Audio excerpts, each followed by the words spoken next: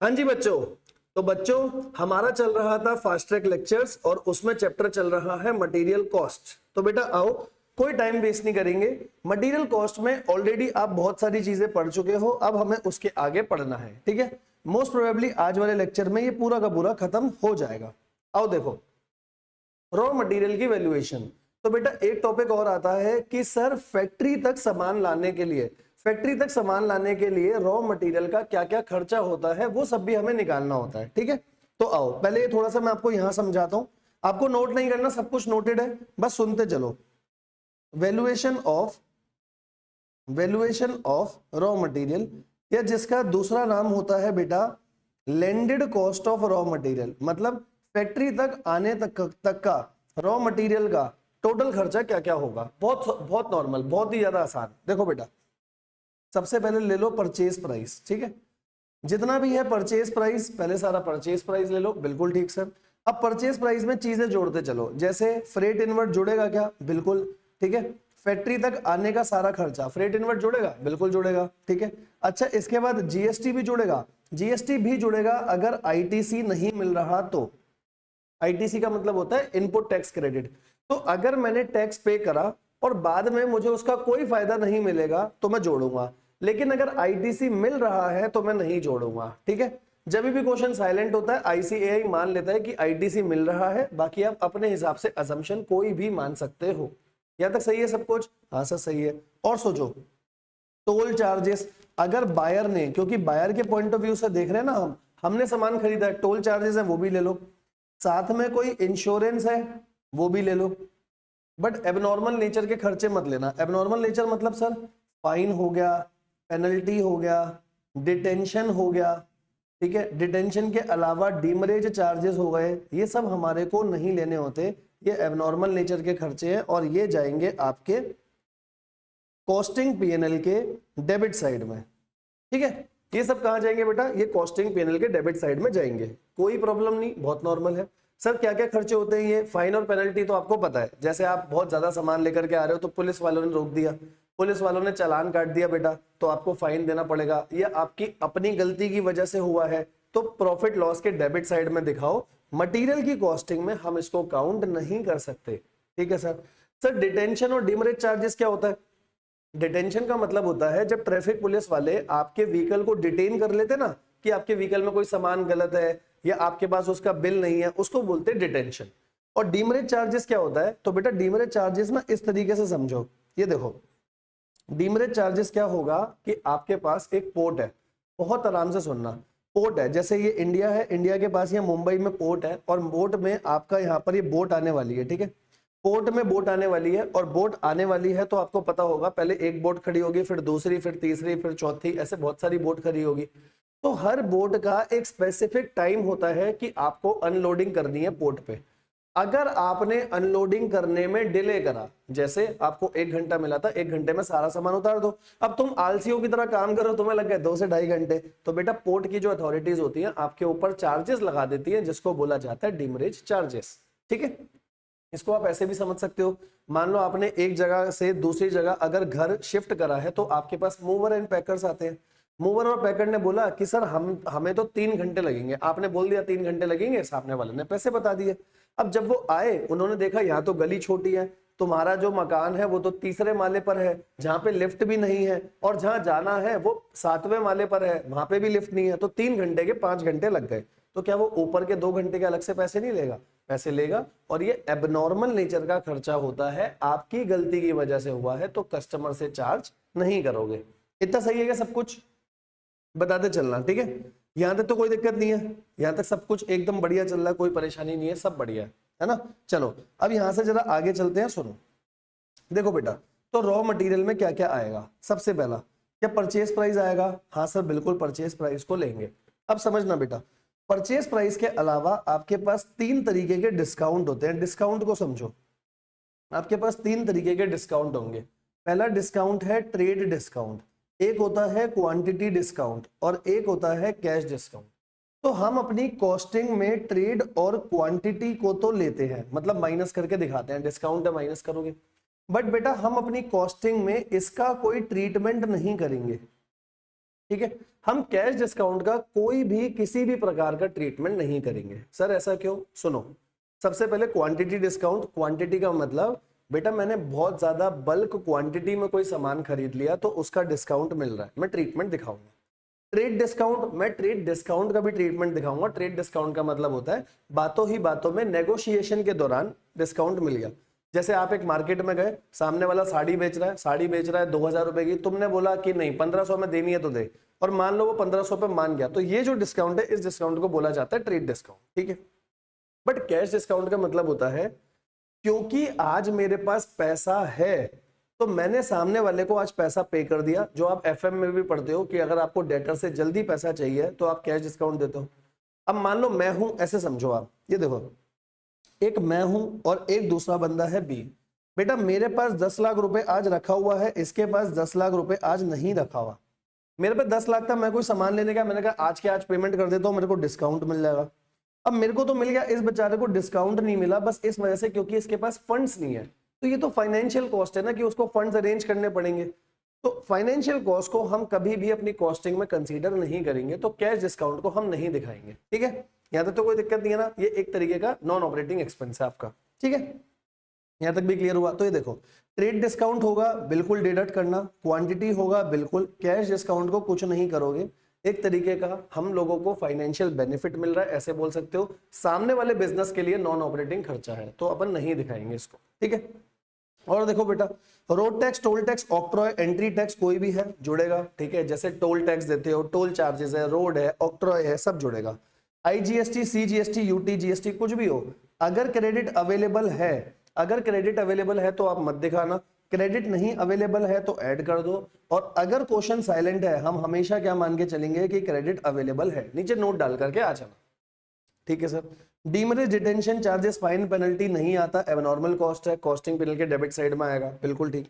Insurance, commission कुछ भी होगा सब आएगा। ठीक है, फ्रेट है, कैरेज इनवर्ड है, सब कुछ आएगा। यहां तक सही है? अब सुनो कॉस्ट ऑफ कंटेनर। भाई मैंने कोई सामान मंगाया तो सामान मंगाने पे कंटेनर का खर्चा पहले मैंने पे करा 100 रुपए। अब वो कंटेनर जो है मैंने सारा सामान यहाँ निकाल दिया। अब उस कंटेनर को, जैसे मान लो एक बॉक्स में सामान आया था, अब सामने वाले सप्लायर ने बोला कि ये बॉक्स में आपका वापसी लेने को तैयार हूं लेकिन 30 रुपए में लूंगा। तो भाई मेरे 30 रुपए कम हो गए तो मेरे पास कॉस्ट कितनी आ गई? 70 रुपए की। नॉर्मल है।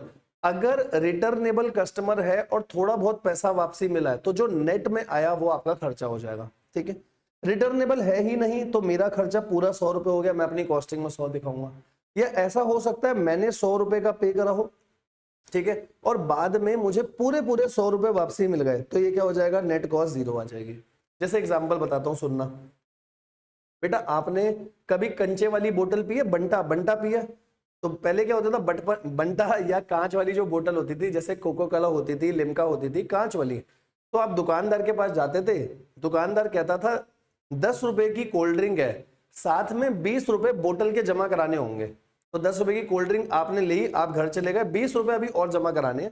जब आप खाली बोतल उसे वापसी करोगे तो 20 रुपए आपको वापसी मिल जाएंगे। सेम कॉन्सेप्ट है कंटेनर का। अगर आपको कोई भी पैसा वापसी मिला है तो वो अपनी कॉस्ट में से कम कर देना, कोई पैसा वापसी नहीं मिला तो सारी आपकी कॉस्ट है, सारा पैसा वापसी मिल गया तो आपकी कोई कॉस्ट नहीं है। ठीक है। अच्छा, नेट में नहीं, हमेशा हम जो प्रेजेंटेशन दिखाएंगे इसी तरीके से प्रेजेंटेशन दिखाएंगे। ठीक है। नॉर्मल लॉस, कोई भी नॉर्मल लॉस होगा तो उसका सारा का सारा जो भी खर्चा होता है वो गुड यूनिट्स पे जाता है। अगर उसका खर्चा गुड यूनिट्स पे जा रहा है तो अपन क्या करेंगे, अपन इस तरीके से चलेंगे। देखो मैं ले लूंगा टोटल कॉस्ट, मान लो बेटा 500 यूनिट की टोटल कॉस्ट है। ठीक है, आपको दे रखा है 500 यूनिट्स की टोटल कॉस्ट यहाँ दे रखी है। बिल्कुल सही सर, कोई प्रॉब्लम नहीं है, कोई झंझट नहीं है, एकदम सही चल रहा है। ठीक है। अब इसमें से क्या हुआ, 500 में से 50 यूनिट्स जो हैं ये नॉर्मल लॉस है। 500 में से 50 यूनिट नॉर्मल लॉस है। मतलब मेरे धंधे का फीचर ऐसा है कि नॉर्मल लॉस होगा। जैसे मैंने बाहर से कोई सामान मंगाया था 500 यूनिट, आते आते 50 यूनिट मुझे पक्का पता खराब होंगे। जैसे आप बाहर से मान लो चावल मंगा रहे हो तो रास्ते में आते आते थोड़ा थोड़ा चावल तो गिरता आएगा ही आएगा, पक्का आएगा। ठीक है सर। तो अब मैं क्या करूंगा, कॉस्ट तो मैं यही वाली लूंगा, 500 यूनिट की कॉस्ट तो यही वाली लूंगा, डिवाइड करूंगा यूनिट, कितने यूनिट से, 500 माइनस 50 यानी 450। मतलब ये जो खर्चा है टोटल खर्चा मेरा 450 यूनिट पे बढ़ जाए। मतलब नॉर्मल लॉस का भी खर्चा हम बाकी यूनिट्स पे बांट देते हैं। अगर नॉर्मल लॉस को बेच करके कुछ पैसा मिला है तो ऊपर कॉस्ट में से माइनस भी हो जाएगा।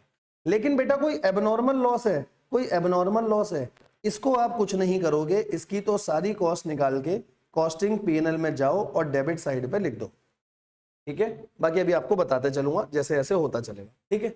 इफेक्टिव कॉस्ट हमेशा कैसे निकलेगी, देखो टोटल कॉस्ट और नीचे सिर्फ नॉर्मल लॉस के यूनिट माइनस होंगे, ऊपर अगर नॉर्मल लॉस की कोई रिकवरी हुई है, कोई सेल हुई है तो वो आप ले लोगे, ठीक है सर। अगर क्वेश्चन साइलेंट है तो जीएसटी हमेशा नेट प्राइस पर लगता है, मतलब डिस्काउंट के बाद लगता है। जैसे अपन दो डिस्काउंट काउंट करते हैं, ट्रेड और क्वांटिटी। आप खुद समझो, आप कोई सामान लेने गए हो, सामान है 1000 रुपए का, लेकिन आपको सारे डिस्काउंट मिला के, ट्रेड और क्वांटिटी मिला के 300 लगा के 700 रुपए का सामान पड़ा, तो बेटा जीएसटी तो मैं 700 पे दूंगा ना, 1000 पे थोड़ी दूंगा, मेरे को सामान 700 का पड़ा, ठीक है। अगर एक से ज्यादा प्रोडक्ट है तो जीएसटी हमेशा वैल्यू पे बटेगा। जैसे ऐसे मान लो दो प्रोडक्ट है और दो प्रोडक्ट की क्वांटिटी भी दे रखी है और वैल्यू भी दे रखी है। क्वांटिटी है मान लो 10 किलो और 20 किलो और वैल्यू है 1000 रुपए और यहां दे दी 5000 रुपए, तो जीएसटी हमेशा वैल्यू पे लगता है तो वैल्यू पे बटेगा। फ्रेट हमेशा क्वांटिटी के हिसाब से लगता है, तो अगर दो प्रोडक्ट है तो क्वांटिटी के हिसाब से फ्रेट को बांटना। सर क्वांटिटी के हिसाब से बांटना मतलब जैसे फ्रेट का टोटल खर्चा हुआ मान लो 6000 रुपए और मुझे ए और बी में बांटना है, तो मैं किस क्वांटिटी में बांटूंगा, 10 और 20 में। ऐसे समझो दिवाली आ रही है, आप किसी को मिठाई भेजोगे, तो बेटा अगर आपने किसी को कोई मिठाई भेजी, कुछ भी भेजा, तो सामने वाली जो कोरियर वाली कंपनी है वो ये थोड़ी देखती है कि अगर अंदर काजू कतली है तो पैसे ज्यादा है, लेकिन अगर अंदर नॉर्मल बेसन के लड्डू है तो पैसे कम है। वो तो क्या देखेंगे, वेट देखेंगे, वेट के हिसाब से सारी चीजें होती है, सही है। हाँ, नॉर्मल लॉस कभी भी होगा, नॉर्मल लॉस हमेशा इनवॉइस क्वांटिटी पे लगता है, जितने का इनवॉइस आया है हमेशा उसी पे लगेगा, ठीक है सर, कोई प्रॉब्लम नहीं है, ठीक है। देखो खत्म हो गया। फर्दर, कभी कभी क्वेश्चन में लिखा होगा further provision of 5% for storage loss, कभी भी ऐसा लिखा है कि 5% का और प्रोविजन है, तो बेटा ये मेरे गोदाम में आने के बाद है, तो मेरे गोदाम में जितनी क्वांटिटी आई है उस पर 5% लगेगा। ऐसे समझो, इनवॉइस जब मैं बाहर से सामान ले रहा था तो इनवॉइस बना 10,000 किलो का, इनवॉइस बना 10,000 किलो का। अब ये सामान ट्रक में, ये ट्रक है, अब ये सामान ट्रक से मेरी फैक्ट्री तक आया, तो मेरी फैक्ट्री तक आते आते ही 9,800 किलो हो गया, 200 किलो यहाँ पर बीच में खराब हो गया। अब क्वेश्चन में लिखा है और 5% का प्रोविजन रखो। बेटा अगर और 5% का प्रोविजन रखना है तो इस अमाउंट का रखूंगा, इस क्वांटिटी का रखूंगा जो मेरे पास फैक्ट्री में आया है। नॉर्मल सी बात है।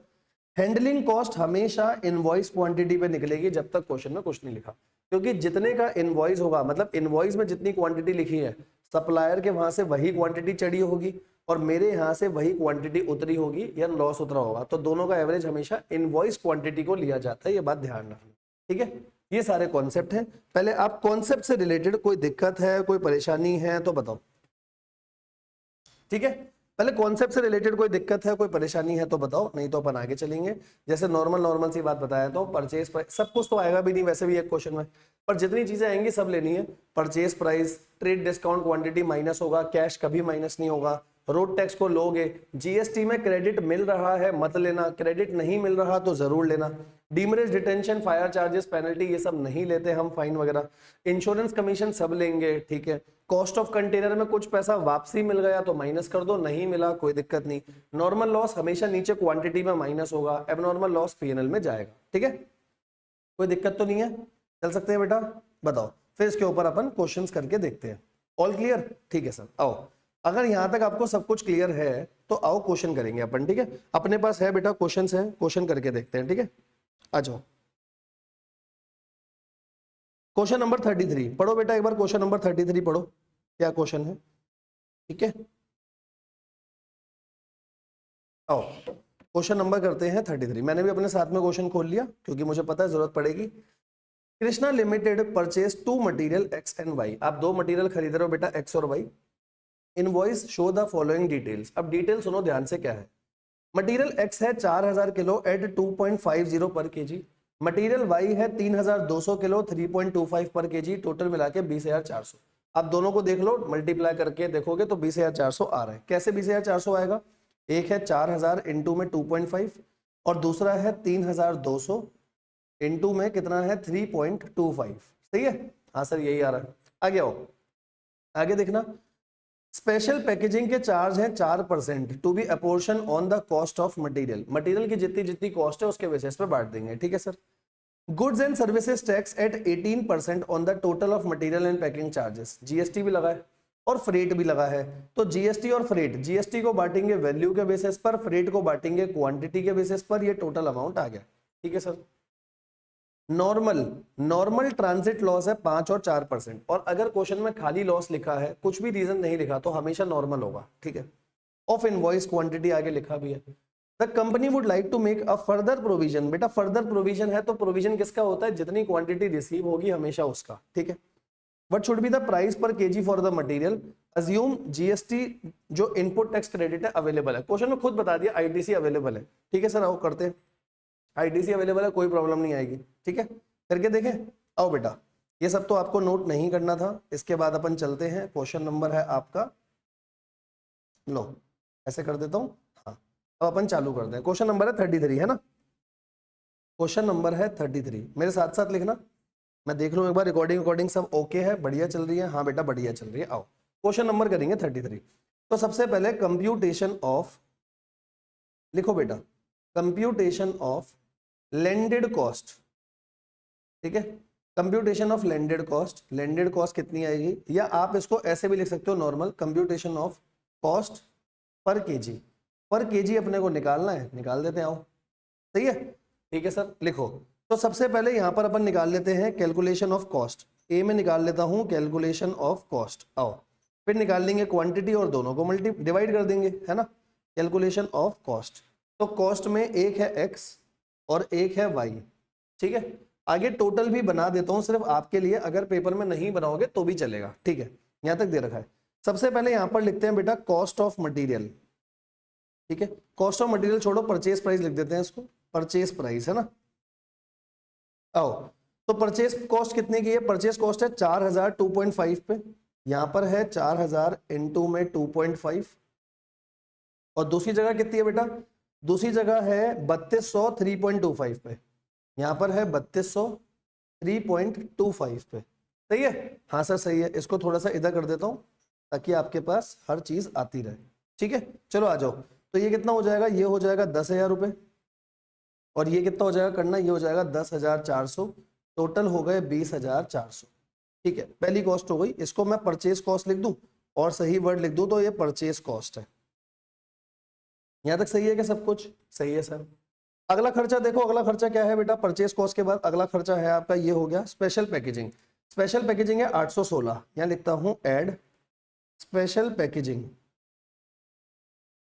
स्पेशल पैकेजिंग, स्पेशल पैकेजिंग का खर्चा है बेटा 816, और क्वेश्चन में खुद लिखा है किस रेशियो में बांटना है, on the cost of material, in ratio of cost, cost के रेशियो में बांट दो, और कॉस्ट का रेशियो क्या है, दैट इज, अगर 00 से 00 काट भी दूं तो 100 और 104, है ना, 100 और 104 के रेशियो में इसको बांट रहे हैं, तो टोटल है 816, 816 को 100 और 104 के रेशियो में बांट दो, ये आ जाएगा 400 और ये आ जाएगा 416, सही है। यहां तक आराम से देखते चलो, ठीक है, आगे चले। स्पेशल पैकेजिंग के बाद है जीएसटी, तो जीएसटी का तो क्रेडिट मिल गया। मैं अभी आपको दिखा रहा हूं, जैसे आप टैक्स में होता है ना, अगर किसी चीज का कोई ट्रीटमेंट नहीं है उसे भी दिखा के आया करो, तो जीएसटी में लिख दो, जीएसटी में ऐसे लिख देना बस आगे आईटीसी अवेलेबल, और अगर आईटीसी अवेलेबल है तो मैं यहां पर कुछ भी नहीं दिखाऊंगा, मैं भी कुछ भी नहीं दिखाऊंगा क्योंकि जीएसटी में आईटीसी अवेलेबल है, ठीक है सर। अगला खर्चा क्या आएगा, फ्रेट, अगला एक खर्चा और है बेटा, खर्चे का नाम है फ्रेट। आओ फ्रेट देखें, फ्रेट कितना है, फ्रेट है 384, फ्रेट है 384, हमेशा जाएगा on the basis of quantity, तो क्वांटिटी का रेशियो देख लो, क्वांटिटी का रेशियो क्या है, क्वांटिटी का रेशियो है 4000 और 3200, 4000 और 3200, ठीक है। तो क्वांटिटी का रेशियो है, इसको बांट दो 384 को, 384 को बांटोगे आएगा 213 और 171, ठीक है, आराम से देख लो, मेरे हिसाब से तो सारी कॉस्ट हो चुकी, ठीक है। आओ बेटा, यहां तक आपकी सारी की सारी कॉस्ट हो चुकी है, ये हो गई मेरी सारी कॉस्ट। यहां लिख देता हूं टोटल कॉस्ट, तो टोटल कॉस्ट के लिए ऐड कर लो 10,400 और 213, ये हो गया 10,613, ठीक है। आगे आना, ये कितना हो गया, ये हो गया 10,987, और इसी तरीके से टोटल हो गया 21,600, 21,600 के खर्चे को आपने दोनों में बांट दिया। ठीक है सर, यहां तक सही है सब कुछ। ठीक है, कैलकुलेशन ऑफ कॉस्ट हो गया। अब आगे आओ, अगला लिखेंगे कैलकुलेशन ऑफ नेट क्वांटिटी।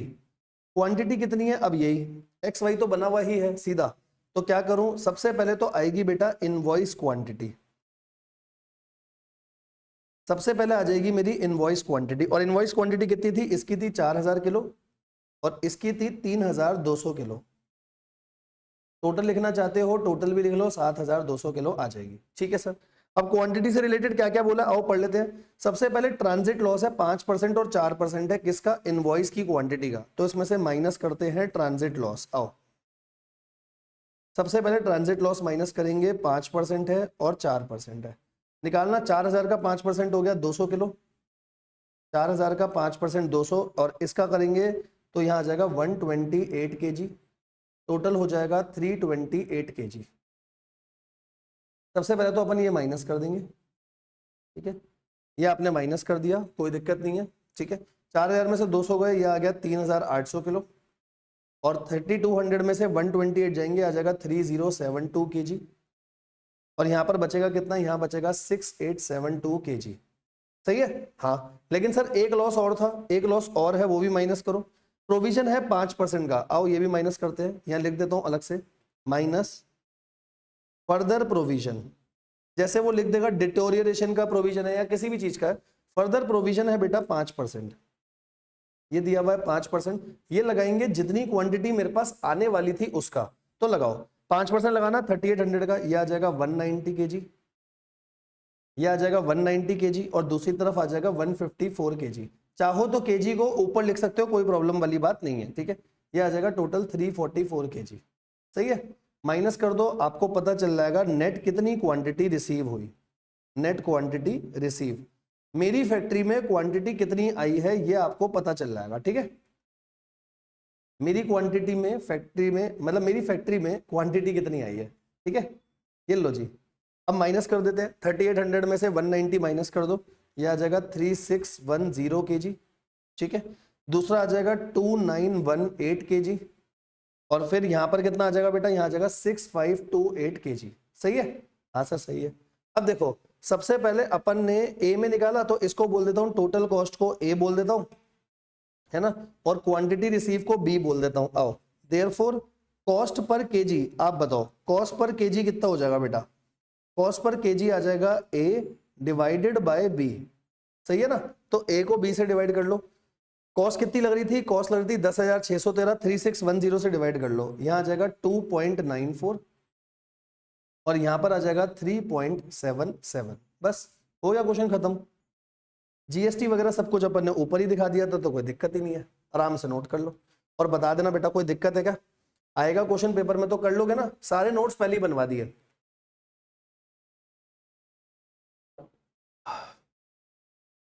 कोई दिक्कत नहीं आएगी बेटा, बहुत आसान है बेटा, बहुत ही ज्यादा आसान, मजाक से हटके कह रहा हूं, बहुत आसान है। ठीक है, आप बताओ क्या समझ आ रहा है सब कुछ?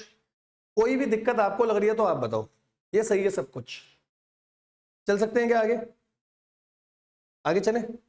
हाँ सर चलो, आओ सर अगला क्वेश्चन देखना। अगला क्वेश्चन क्या है? आओ, 33 हो गया, एक क्वेश्चन और है इसके ऊपर 34, फिर तो पेपर में कैसा मर्जी क्वेश्चन आ जाए अपन कर ही लेंगे।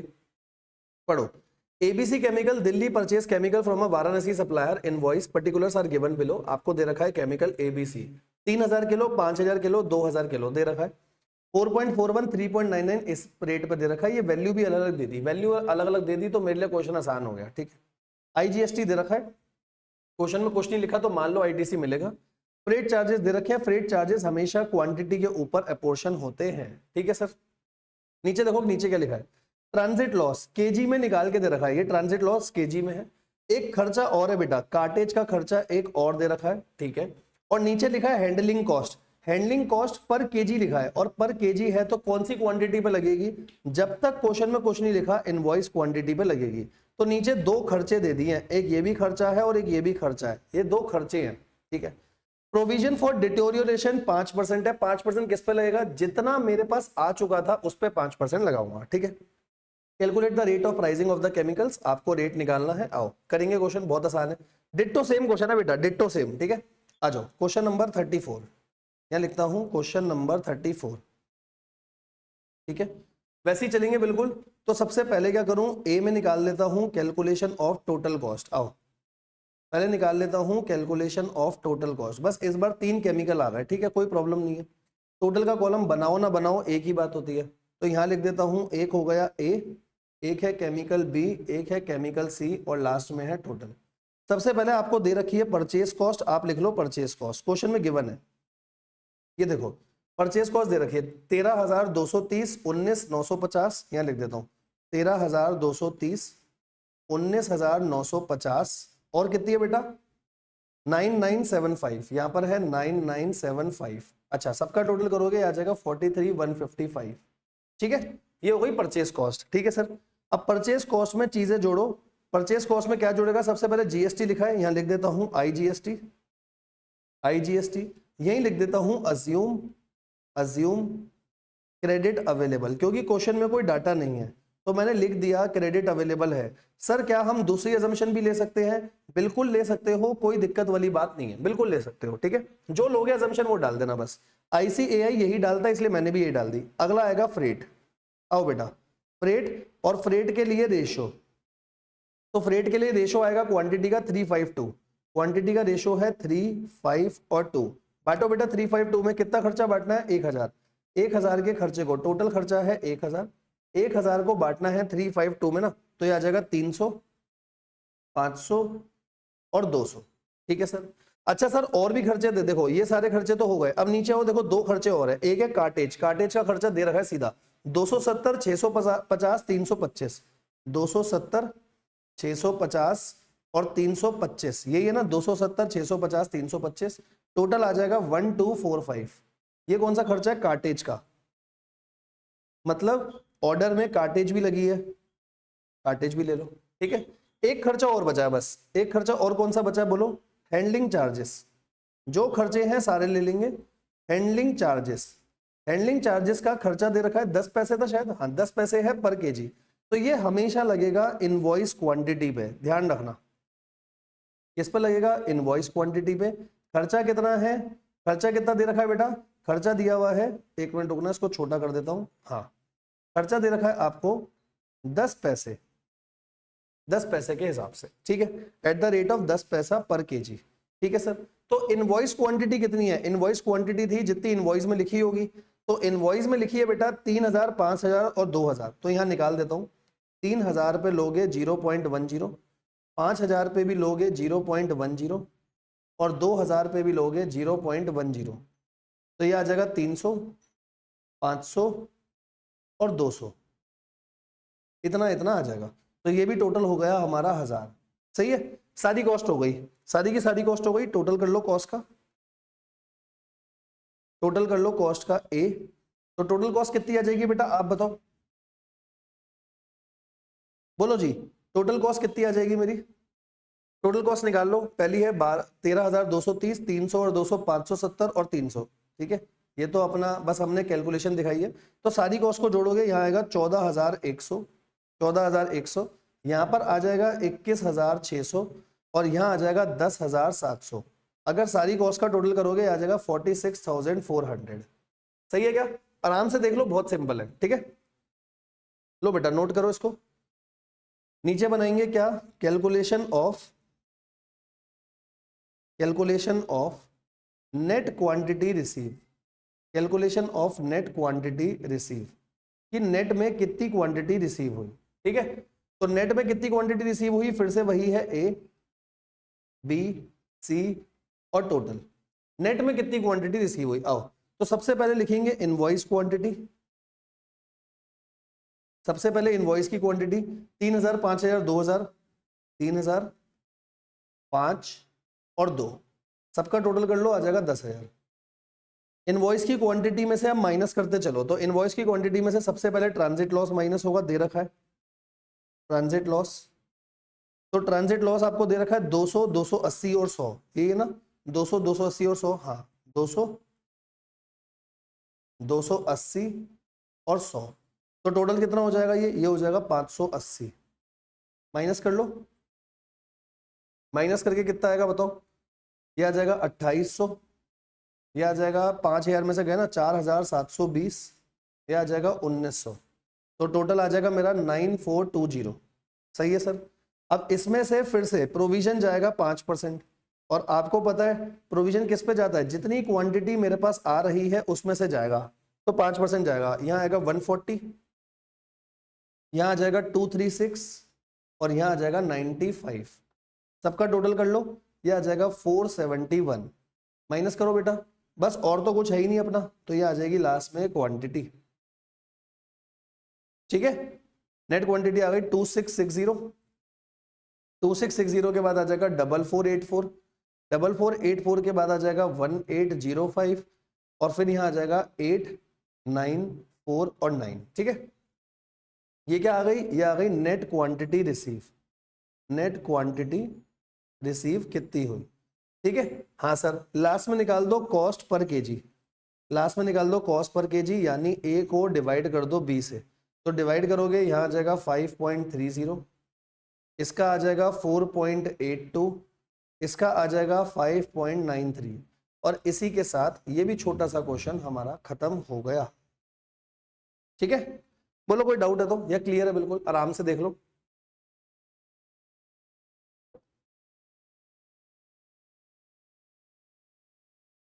बताओ बेटा, कोई दिक्कत है या क्लियर है बिल्कुल, ऑल क्लियर, चल सकते हैं ना आगे। बिल्कुल नॉर्मल नॉर्मल से क्वेश्चन थे बेटा। ठीक है, आओ बच्चों आगे चलेंगे, यहाँ से यहाँ तक कोई दिक्कत नहीं है, कोई परेशानी नहीं है, यहाँ से आगे चलेंगे। ठीक है, आ जाओ। ये कॉन्सेप्ट हमारा पूरा का पूरा हो गया। अब इसके बाद एक कॉन्सेप्ट और आता है बेटा, जो कभी कभी पेपर में पूछ लिया जाता है, आओ उसके ऊपर भी बात करते हैं। मटेरियल का स्टोरेज और रिकॉर्ड, ये आपने कहीं ना कहीं पहले अकाउंट में भी पढ़ा होगा और बहुत नॉर्मल है। इसके एक आधा क्वेश्चन मैं आपको पूरा सॉल्व कराऊंगा, मतलब एक दो क्वेश्चन मैं कराऊंगा, बाकी क्वेश्चन प्रैक्टिस के लिए रखे, आप खुद से जरूर ट्राई करना। ठीक है, आओ देखते हैं मटेरियल स्टोरेज एंड रिकॉर्ड। देखो बेटा, सबसे पहले क्या होगा, तो इसमें कॉलम बनते हैं 3। एक रिसीट, रिसीट का मतलब सामान आया कितना, सामान आया कितना। इशू, इशू का मतलब सामान गया कितना। आगे, आगे मतलब प्रोडक्शन के लिए सामान कितना गया, और लास्ट में आता है बैलेंस, बैलेंस कितना बचा। ठीक है, एंट्री कैसे आएगी, सबसे पहले ओपनिंग बैलेंस ले लो जितने पे है, फिर जितना रिसीव हुआ वो दिखा दो, तो फिर इस हिसाब से बैलेंस चेंज हो जाएगा। जितना इशू हुआ वो दिखा दो, इशू के हिसाब से क्वांटिटी कम हो जाएगी, टोटल वैल्यू कम हो जाएगी, तो यहाँ पे बैलेंस कम हो जाएगा। ठीक है, अब इशू के बाद समझना बेटा, अगर लिखा आ रहा है रिटर्न टू सप्लायर, तो जितने रेट पे मैंने खरीदा है उसी रेट पे मैं वापसी करूंगा। ठीक है, दोबारा सुनो, जिस रेट पर आपने सामान खरीदा सप्लायर से, 10 रुपए पे खरीदा, उसी रेट पर वापसी करोगे जिस रेट पे खरीदा था, फिर बैलेंस चेंज हो जाएगा। ठीक है, अगर रिटर्न फ्रॉम डिपार्टमेंट है, बात समझो, मैं स्टोर हूं, स्टोर ने एक प्रोडक्शन डिपार्टमेंट ए को सामान भेजा, यहां से वापसी आया, तो जिस रेट पे मैंने इशू करा था उस रेट पे मैं वापसी लूंगा, क्योंकि मेरे पास सामान आया है इसलिए रिसीट पे आएगा। किस रेट पे, जिस रेट पर आपने सामान को इशू करा होगा उसी रेट पर बैलेंस आ जाएगा। नॉर्मल लॉस और एबनॉर्मल लॉस है, तो सर नॉर्मल लॉस में सीधा सीधा सिर्फ क्वांटिटी माइनस होती है, क्योंकि जो सेकंड कॉलम है, पहला कॉलम है रिसीट का, दूसरा कॉलम है इशू का, तो इशू में ही आएगी शॉर्टेज, चाहे नॉर्मल लॉस हो एबनॉर्मल लॉस हो, क्योंकि हमारे यहां से तो सामान गया, नॉर्मल लॉस हो गया या एबनॉर्मल लॉस हो गया। नॉर्मल लॉस में सिर्फ क्वांटिटी आती है, क्योंकि अगर यहां सिर्फ क्वांटिटी आएगी तो बाकी अपने आप बाकी क्वांटिटी का रेट बढ़ जाएगा, क्योंकि नॉर्मल लॉस की वजह से बाकी क्वांटिटी का रेट बढ़ जाता है, ये आपको पता है ना। रेट इन्फ्लेट हो जाता है बेसिकली। कैसे इन्फ्लेट होता है, एग्जांपल बताता हूं, ऐसे समझो आप, ये देखो इन्फ्लेट कैसे होगा समझना। मैंने आपको बोला 500 यूनिट आपको खरीदने थे, एक यूनिट बाजार में 10 रुपए का मिल रहा है, तो टोटल खर्चा हुआ होगा 5000, कोई दिक्कत वाली बात नहीं है। अब मैंने बोला इसमें से 50 यूनिट खराब हो गए, 50 यूनिट लॉस्ट हो गए। बेटा बेटा अगर 50 यूनिट लॉस्ट हो गए तो मैं बोलूंगा ना खर्चा तो 5000 है, और क्योंकि नॉर्मल लॉस हुआ है तो नीचे क्वांटिटी नॉर्मल लॉस की माइनस हो जाती है, ये हो गया 5000, ये हो गया 450। अब आप डिवाइड करके देखो, देखो 10 रुपए से ऊपर का खर्चा आएगा, है ना, 5000 डिवाइडेड बाय 450, ये आ जाएगा 11.11। तो देखो रेट बढ़ गया या नहीं बढ़ गया, तो रेट हमेशा अपने आप बढ़ जाता है, क्योंकि नीचे सिर्फ आप क्वांटिटी को माइनस करते हो और रेट में कुछ भी नहीं जाता। इस वजह से हम यहाँ पर भी सिर्फ क्वांटिटी को माइनस करेंगे और कुछ नहीं। ठीक है, एबनॉर्मल लॉस में क्वांटिटी रेट सब कुछ, क्योंकि ये कहाँ चले जाएगा, कॉस्टिंग पीएनएल के डेबिट साइड में चले जाएगा। ठीक है, और लास्ट में क्लोजिंग स्टॉक आपका निकल करके आ जाएगा। यहाँ तक सही है सब कुछ, यहाँ तक सही है।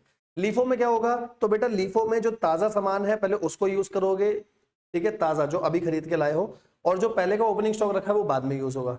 फीफो, फीफो में पहले सारा ओपनिंग यूज होगा, बाद में ताजा वाला यूज होगा। वेटेड एवरेज में तो कोई झंझट है ही नहीं, वो तो आपको आता है, ठीक है सर, ठीक है। वेटेड एवरेज क्या, एवरेज के दो मेथड होते हैं, एक है सिंपल एवरेज, सिंपल एवरेज का मतलब होता है सीधा प्राइस का एवरेज करो बस। वेटेड एवरेज होता है प्राइस और क्वांटिटी, प्राइस और क्वांटिटी सबका एवरेज करना है, ठीक है। अच्छा, कोई डाउट है पूछते चलना।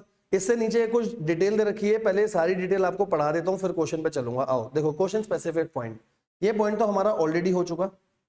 रिटर्न टू सप्लायर, सप्लायर को रिटर्न कर दो, जिस रेट पे परचेस किया था उसी रेट पे। रिप्लेसमेंट को फ्रेश सप्लाई माना जाता है। रिप्लेसमेंट का मतलब क्या है, आज मैं कोई सामान लेकर आया, मैंने सप्लायर को रिटर्न करा, रिटर्न करने के बाद उसने मेरे को दोबारा नया सामान भेजा, तो जो नया सामान आएगा उसे फ्रेश सप्लाई मानना।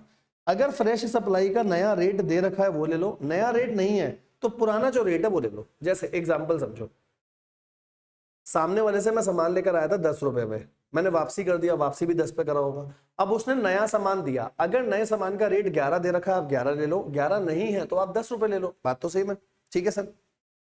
अच्छा, अगर रिटर्न फ्रॉम डिपार्टमेंट है, डिपार्टमेंट से कोई भी सामान आया, ये पॉइंट ना अभी मैं रोक रहा हूं, ये आपको क्वेश्चन के साथ ज्यादा अच्छे से समझ में आएगा, तो अभी रोक दो, ठीक है। एक जॉब या एक डिपार्टमेंट से किसी दूसरी जॉब या दूसरे डिपार्टमेंट पे आप कुछ भी भेज रहे हो तो एंट्री कुछ नहीं होती, ध्यान रखना, नो एंट्री, सिंपल सी बात है।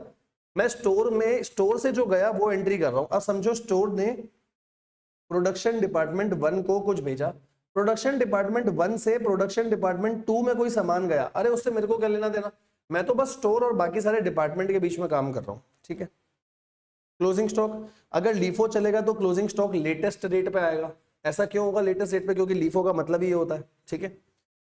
फीफो चलेगा तो अर्लियर रेट पर आएगा, और सिंपल या वेटेड एवरेज चलेगा तो एवरेज रेट पे क्लोजिंग स्टॉक निकल करके आ जाएगा। ये भी अभी आपको समझ में आ जाएगा अच्छे से, ठीक है सर, ठीक है।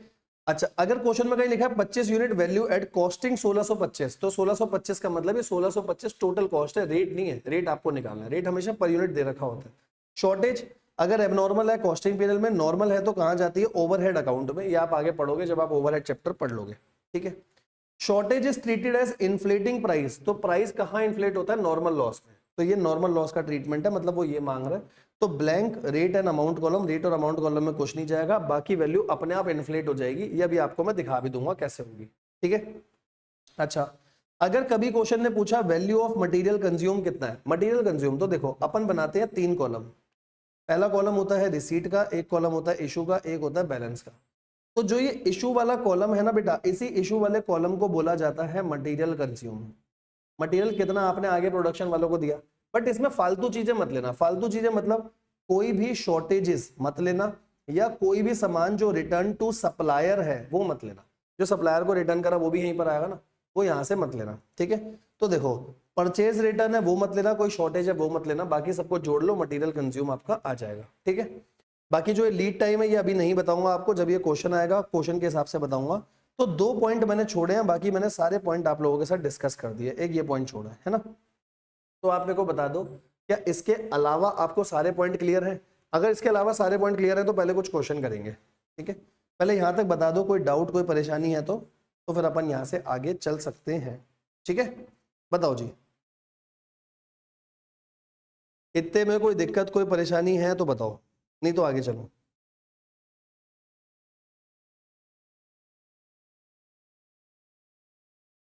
रुका हुआ बेटा आपके लिए, बताना जरूर, कोई दिक्कत है, ये क्लियर है यहां तक सब कुछ?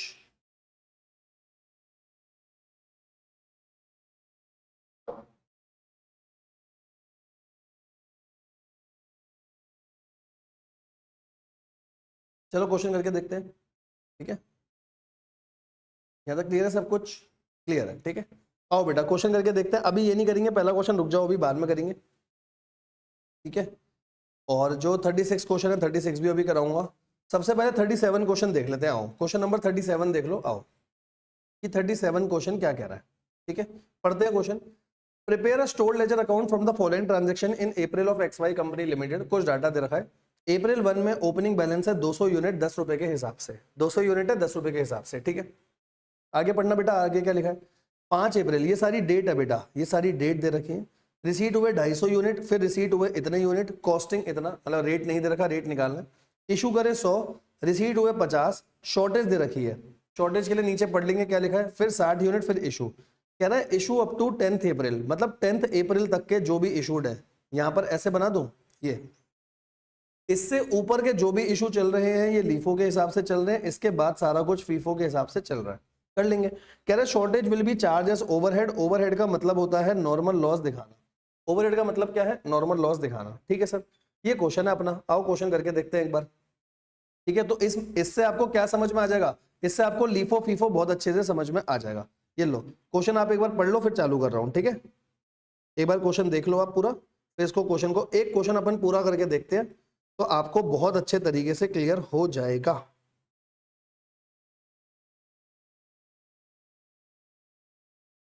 ठीक है, करूं स्टार्ट। आओ जी, क्वेश्चन नंबर 37, कितने कॉलम बनेंगे, आओ करके देखते हैं। क्वेश्चन नंबर है बेटा 37, आ जाओ।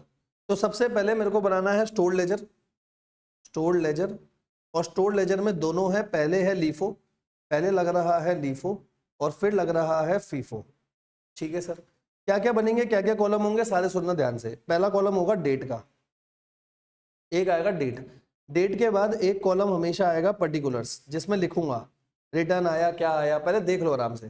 फिर आएगा रिसीट, एक कॉलम आता है बड़ा रिसीट का, रिसीट के बाद एक कॉलम आएगा इशू का, और फिर एक कॉलम आएगा मेरा बैलेंस का, ये बनेगा, ठीक है। तो ये आप बना लो, मैं भी जरा लाइन वाइन ड्रॉ कर दूं इसमें अच्छे से, आप भी ड्रॉ कर लो, क्योंकि भाई पूरा क्वेश्चन चलेगा बड़ा, ठीक है।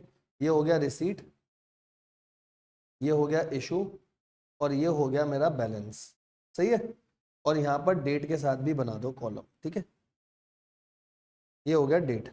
अच्छा, रिसीट के अंदर दो कॉलम आएंगे अपने, तीन सॉरी, एक आएगा क्वांटिटी, एक आएगा क्वांटिटी, एक आएगा रेट, और एक आएगा अमाउंट। सेम यहाँ पर भी आएंगे आपके,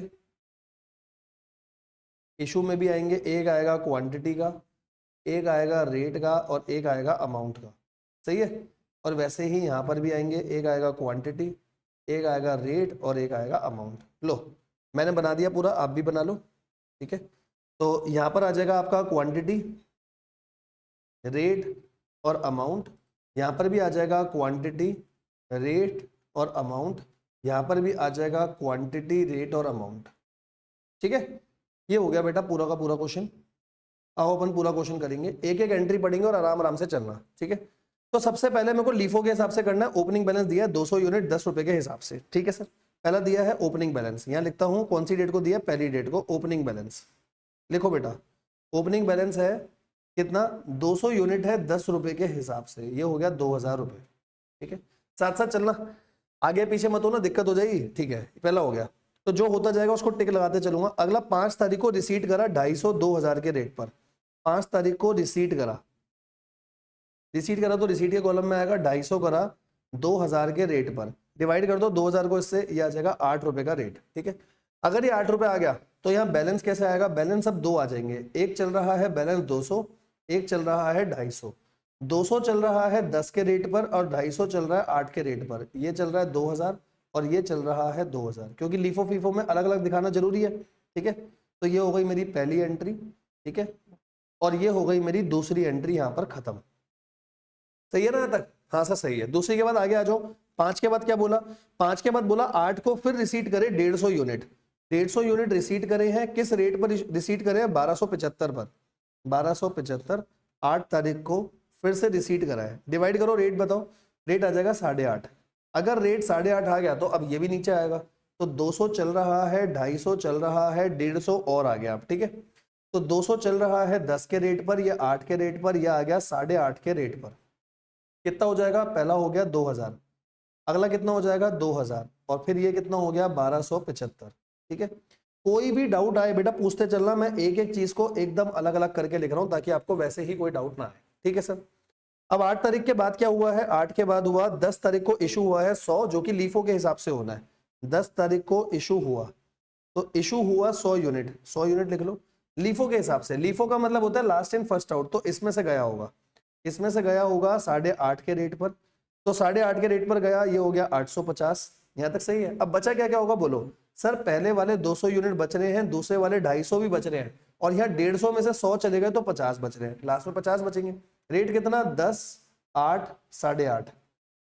ठीक है, ये कितना होगा पहला 2000, फिर कितना होगा 2000, और ये कर लो 50 इंटू 8.5 कर लो, 50 इंटू 8.5 पे आ जाएगा 425। ठीक है, आराम से देखो बेटा, बहुत ही आराम से देखो, कोई दिक्कत कोई परेशानी है तो बताते चलना, ये सब कुछ क्लियर है यहाँ तक।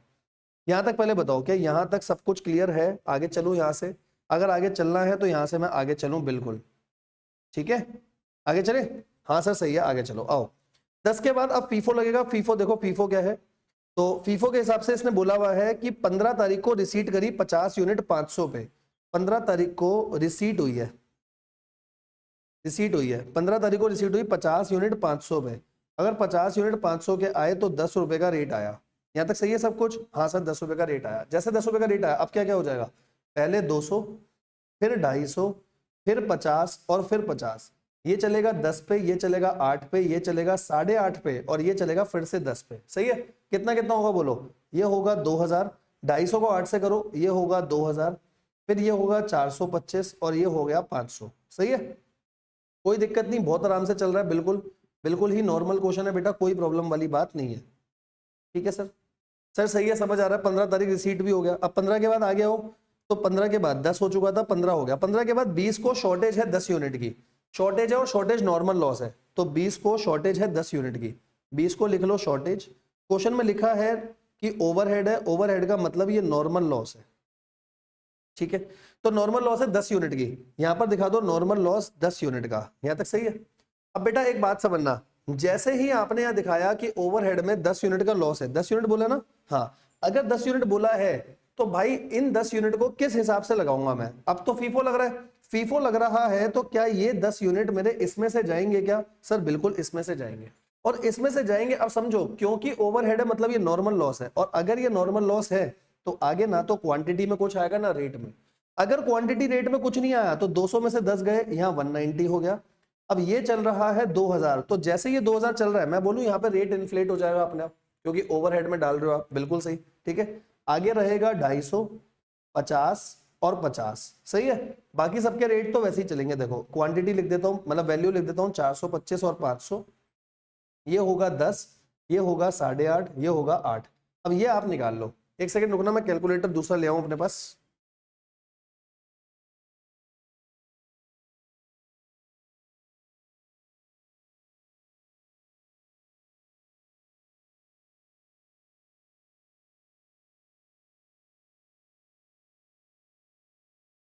आओ बच्चों, ठीक है, तो मैं दूसरा वाला कैलकुलेटर ले आया, क्योंकि भाई नॉर्मल लॉस है ना, क्वेश्चन में ऐसा लिखा हुआ है कि shortage will be charge as overhead. Costing पीनल जाता तो बात अलग थी, ओवरहेड में जा रहा है मतलब ये नॉर्मल लॉस है। ठीक है, तो 2000 को डिवाइड कर देंगे 190 से, यहाँ तक सही है ना? रुक जाओ, 2000 को डिवाइड करोगे कितने से? 190 से, ये आ जाएगा 10.53। यहाँ पर ले लेता हूँ 10.53 का लॉस हो गया। सही है, हाँ सर सही है, कोई प्रॉब्लम तो नहीं है, कोई प्रॉब्लम वाली बात नहीं है। ठीक है, इसी के साथ एक बार आपको एक चीज दिखा दूं पहले, फिर आगे लेके के चलता हूँ। एक बार मैं ICAI का स्टडी मैट में ये चीज चेक भी करा देता हूँ आपके साथ, कि देखो मटेरियल में क्वेश्चन में यही काम कर रखा होगा। पहले एक बार चेक कर लेते ना कि पूरी संतुष्टि मिल जाए अपने को। ये गया मैं मटेरियल के चैप्टर में, ये है मटेरियल का चैप्टर, नीचे करता हूँ। ठीक है, इसमें देखते चलना, जहां पर भी लिफो फीफो वेटेड एवरेज आएगा।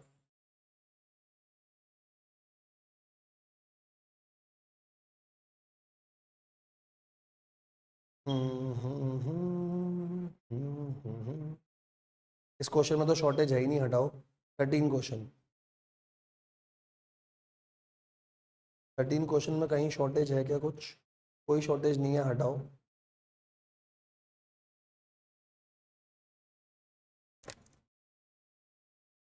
ये वैसे दे रखा है इन्होंने, वैल्यूएशन और शॉर्टेज नहीं, हटाओ। ठीक है, इस क्वेश्चन में कोई कोई शॉर्टेज है? एक शॉर्टेज दे रखी है, पर वो एबनॉर्मल लॉस की है। हाँ, ये देखो इसमें जो 300 यूनिट वाली एक शॉर्टेज तो दी है कोई, एक बार देख लेता हूँ वो कौन सी शॉर्टेज दे रखी है इन्होंने।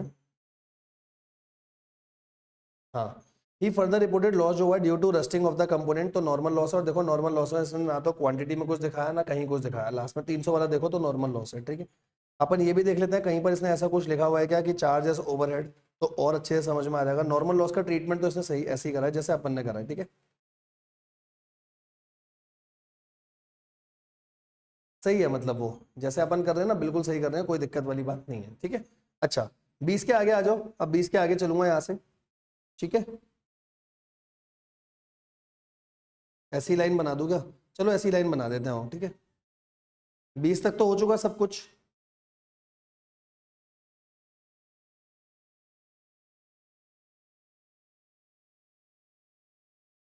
ठीक है सर, अब 20 के बाद क्या हुआ है, 20 के बाद की बात करते आओ।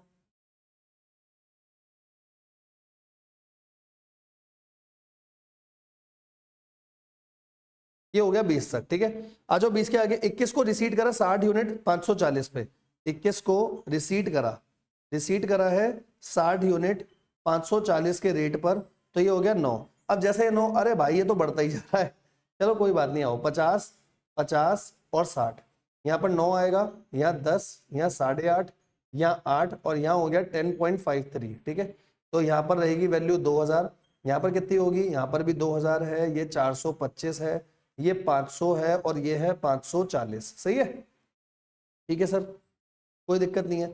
अब इसके आगे आ जाओ, और क्या बोला इसने क्वेश्चन ने, रिसीट के बाद फिर से इशू करा 400 यूनिट, लास्ट है इशू करोगे 400 यूनिट। आ जाओ 21 के बाद कब इशू करा, 22 तारीख को इशू करा है, हाँ 22 तारीख को इशू करा 400 यूनिट, खत्म हो गया क्वेश्चन।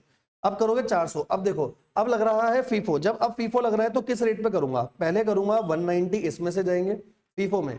टोटल कितने यूनिट करने थे, टोटल 400 करने हैं, हाँ बिल्कुल 400, तो 400 में से 190 हो चुके, 400 में से 190 मेरे हो चुके, बचे 210। अब बाकी के 210 यहां से जाएंगे। ठीक है, बाकी 210 यहां से, तो 210 को 8 के रेट पर, इसको 10.53 के रेट पर लेना। ठीक है सर, ये आ जाएगा 2000 और ऊपर वाला आ जाएगा 10.53 के हिसाब से लूं अगर 190 यूनिट पूरे पूरे लूंगा ना, तो ये भी तो 2000 ही आएगा। ठीक है सर, यहां तक सही है। अब बचेगा क्या बताओ, 210 यूज होगा तो यहां से 40 बचे 8 के रेट पर, बाकी नीचे 50 50 और 60 ये बचेगा, तो 50 बचा 8.5 पर, यहां बचा 10 और यहां बचा 9। ठीक है, तो 40 इंटू 8 320, बाकी तो ऐसे ही बचेगा 425 500 और 540। अब ये हो गया मेरा क्लोजिंग स्टॉक, बस हो गया क्वेश्चन खत्म। तो ये क्या आ जाएगा, ये आ जाएगा मेरा सारा क्लोजिंग स्टॉक। सही है, कोई दिक्कत तो नहीं, आराम से बेटा पूरा क्वेश्चन देख लो, कोई दिक्कत कोई परेशानी है तो पूछो। ये क्लियर है यहां तक सब कुछ, बताओ आराम से, सही है क्या। देखो इसीलिए बहुत तसल्ली से आराम आराम से चलो, मैंने कोई भी जल्दीबाजी नहीं करी। चल सकते हैं यहां से आगे, बताना।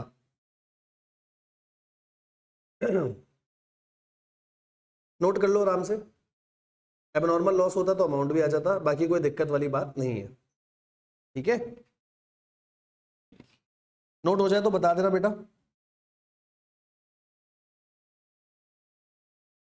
आओ आगे चले, क्लियर है यहां तक सब कुछ। आओ बेटा, ऑल क्लियर, आओ बेटा यहां से आगे चलेंगे। ठीक है, क्वेश्चन नंबर 38 में उसने कहीं ना कहीं बोला होगा वेटेड एवरेज लगाना है, चलो वेटेड एवरेज का भी एक क्वेश्चन करा दूंगा। बाकी लीफो फीफो तो अब आप आराम से कर सकते हो, कोई दिक्कत वाली बात नहीं है। ठीक है, आओ एक क्वेश्चन आपको ये कराता हूँ, बहुत बढ़िया क्वेश्चन है, मजा आएगा आपको। Question number 35। ठीक है, क्वेश्चन नंबर 35 पढ़ो क्या है सबसे पहले, बहुत अच्छा क्वेश्चन है, लिखना कैटेगरी ए, बहुत सारी चीजें सीखने को मिलेगी इस क्वेश्चन में। यहाँ लिखना कैटेगरी ए। ठीक है सर, देखो क्या लिखा है, फीफो लिमिटेड, बेटा कंपनी का नाम फीफो है, मेथड का नाम नहीं पता अभी, कंपनी का नाम फीफो है और सितंबर की डिटेल दे रखी है।